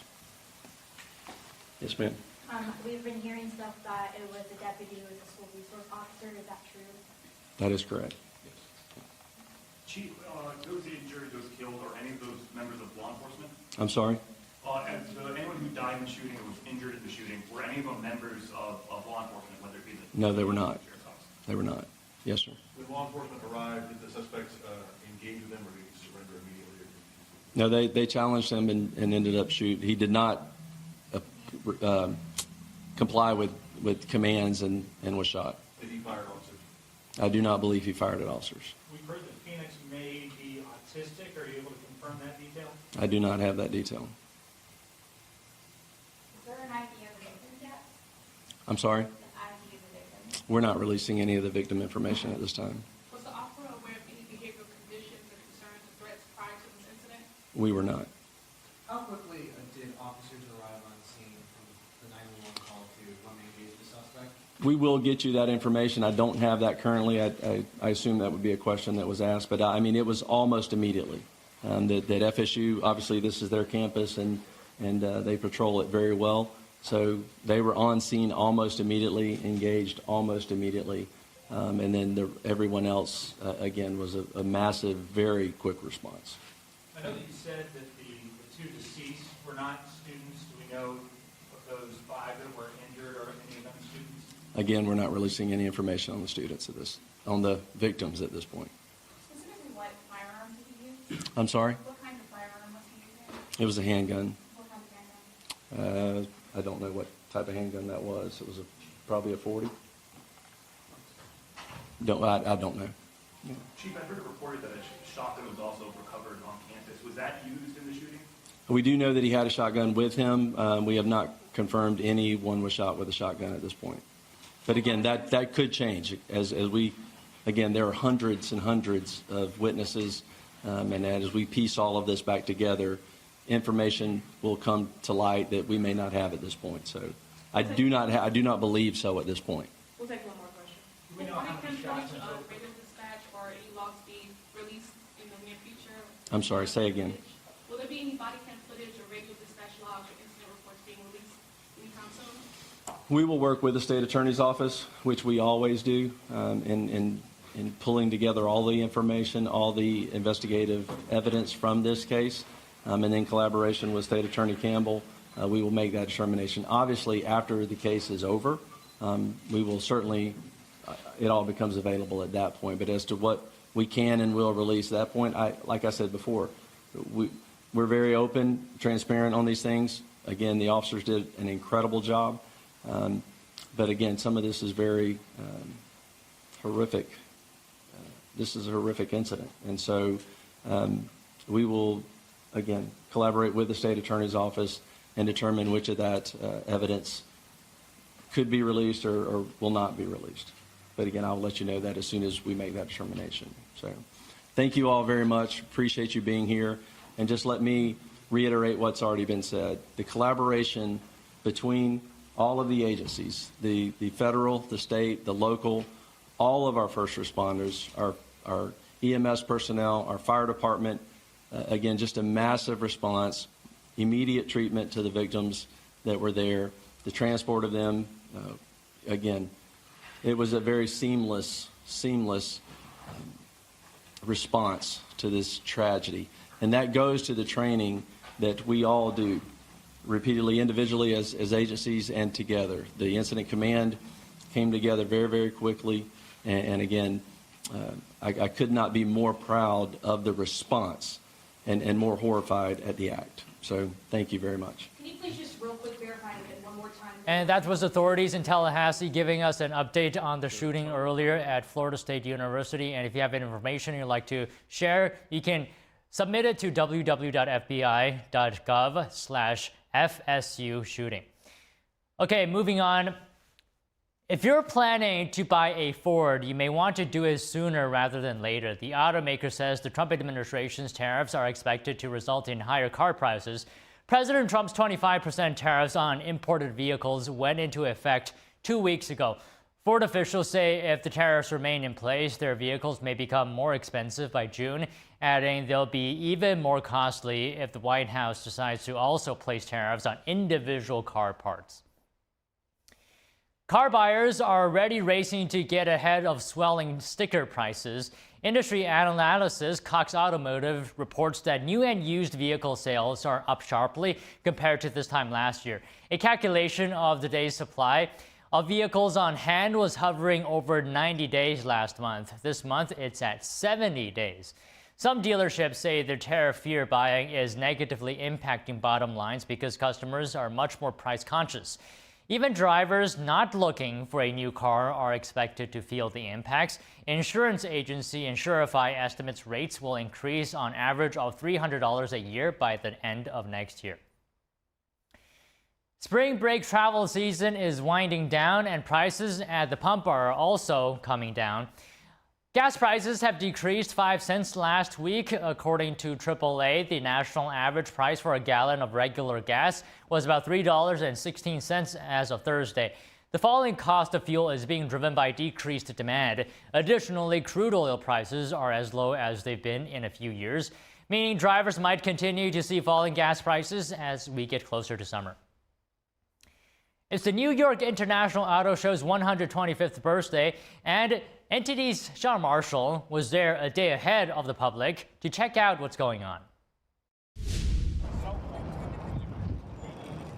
Police horsepower right outside the 125th New York International Auto Show. The other horsepower is inside the Javits Center in Manhattan. NTD got an early inside look ahead of the public, and it wasn't hard to find a story. Like the storyteller, off-land, off-road brand, and their gigantic recreational vehicles. Our motto is live free, explore endlessly, and tell better stories. Let me tell you, these things are massive. Basically a tank you could live in. This is the GXV Epic, built by Storyteller. So this is built in Springfield, Missouri, on the Kenworth chassis. It has a queen bed and a dinette that folds into a second bed, so it can comfortably sleep 4. It's got a 200-gallon diesel tank, which gives you up to 1,800-mile fuel range. So you don't have to make many stops with that, and it's got a 120-gallon freshwater tank. So it's got an onboard washer and dryer. You can take plenty of hot showers if you need it. So everything you need is on board here. And this comfortable giant is made in America. We build this in Springfield, Missouri at our Global Expedition factory. So that's a company that Storyteller acquired back in 2021. So we've used what they have been building for 20 years. Interesting thing that you wouldn't expect to see indoors, cars screeching around corners on the Chevy indoor test track. And the Toyota Supra has been resurrected. This 2025 GV edition actually has a German-made BMW engine. Comes in manual or automatic transmission and is powered by an inline 6-cylinder turbocharged engine that outputs up to 382 horsepower and 368 pounds per foot of torque. And Toyota will stop making the Supra again in 2027. There were a few high-end autos that had to be sectioned off from the public with security. That's where I caught up with the CEO of Sacrilege Motors and his custom-built electric car. I'm Phil Wagenheim, CEO of Sacrilege Motors. This is Enigma at the New York Auto Show 125th year. This car started life as a C4. It is now fully electric, wide body, 500 horsepower, 500 foot-pounds of torque, has a 60-40 weight distribution almost identical to the original car, weighs 17 pounds less than the original car, has a custom suspension that we developed with Penske Racing, and a battery configuration that is 63 kilowatt hours and about 200 miles of range. Come see us at the show. Not only are there new electric vehicles, but there's also been a return of gas-only vehicles. And a classic staple of the New York Auto Show has returned, the Jeep Test Drive Trek. You could almost confuse the area for being a roller coaster ride. If I wasn't working and had a little more time, I probably would have been testing some of these vehicles out. The event will be open to the public from Friday, April 18th through Sunday, the 27th. Sean Marshall, NTD News. Now, a vast majority of Americans aspire to owning their own home, but according to a new report, as the benefits to owning a home increase, so do affordability challenges. Here's more. Despite the ups and downs of the economy and interest rates, homeownership is still the dream for many Americans. 82% of Americans say that homeownership is part of the American dream, and it outranks things like being able to retire, having a successful career, or even owning an automobile. But that dream is confronted by reality for buyers who are struggling to come up with down payments. According to Bankrate's 2025 Home Affordability Survey, more than 80% of American adults who don't own a home but desire to say affordability reasons hold them back. Home prices have been at record highs in many markets, and we really haven't seen much in the way of pullback, even with a building inventory as homes take longer to sell. Despite the less than optimistic numbers, 64% of Americans would be willing to make a sacrifice to be able to afford to buy a home. Some of those, things like moving out of state, moving further from family and friends, further from work, or buying a fixer-upper, they come with costs of their own. And so I think that's part of the equation that could also further hamper that search for affordable housing. The good news is that mortgage rates, one of the main obstacles to home ownership, have eased a bit in recent months. The average 30-year fixed-rate mortgage remains under 7%, according to Freddie Mac, which also says as more and more people apply to purchase a home, the spring home buying season is looking to be more favorable than last year. Finally, on to markets. S&P 500 today edged higher, and it was buoyed by gains in Eli Lilly. So this is after positive trial results for its weight loss drug. So Apple as well rebounded from earlier losses. Investors were cautiously optimistic following President Trump's comments about big progress in trade talks with Japan, though uncertainty remains around U.S.-China negotiations. And that's today on Business Matters. Thank you for watching NTD Newsroom.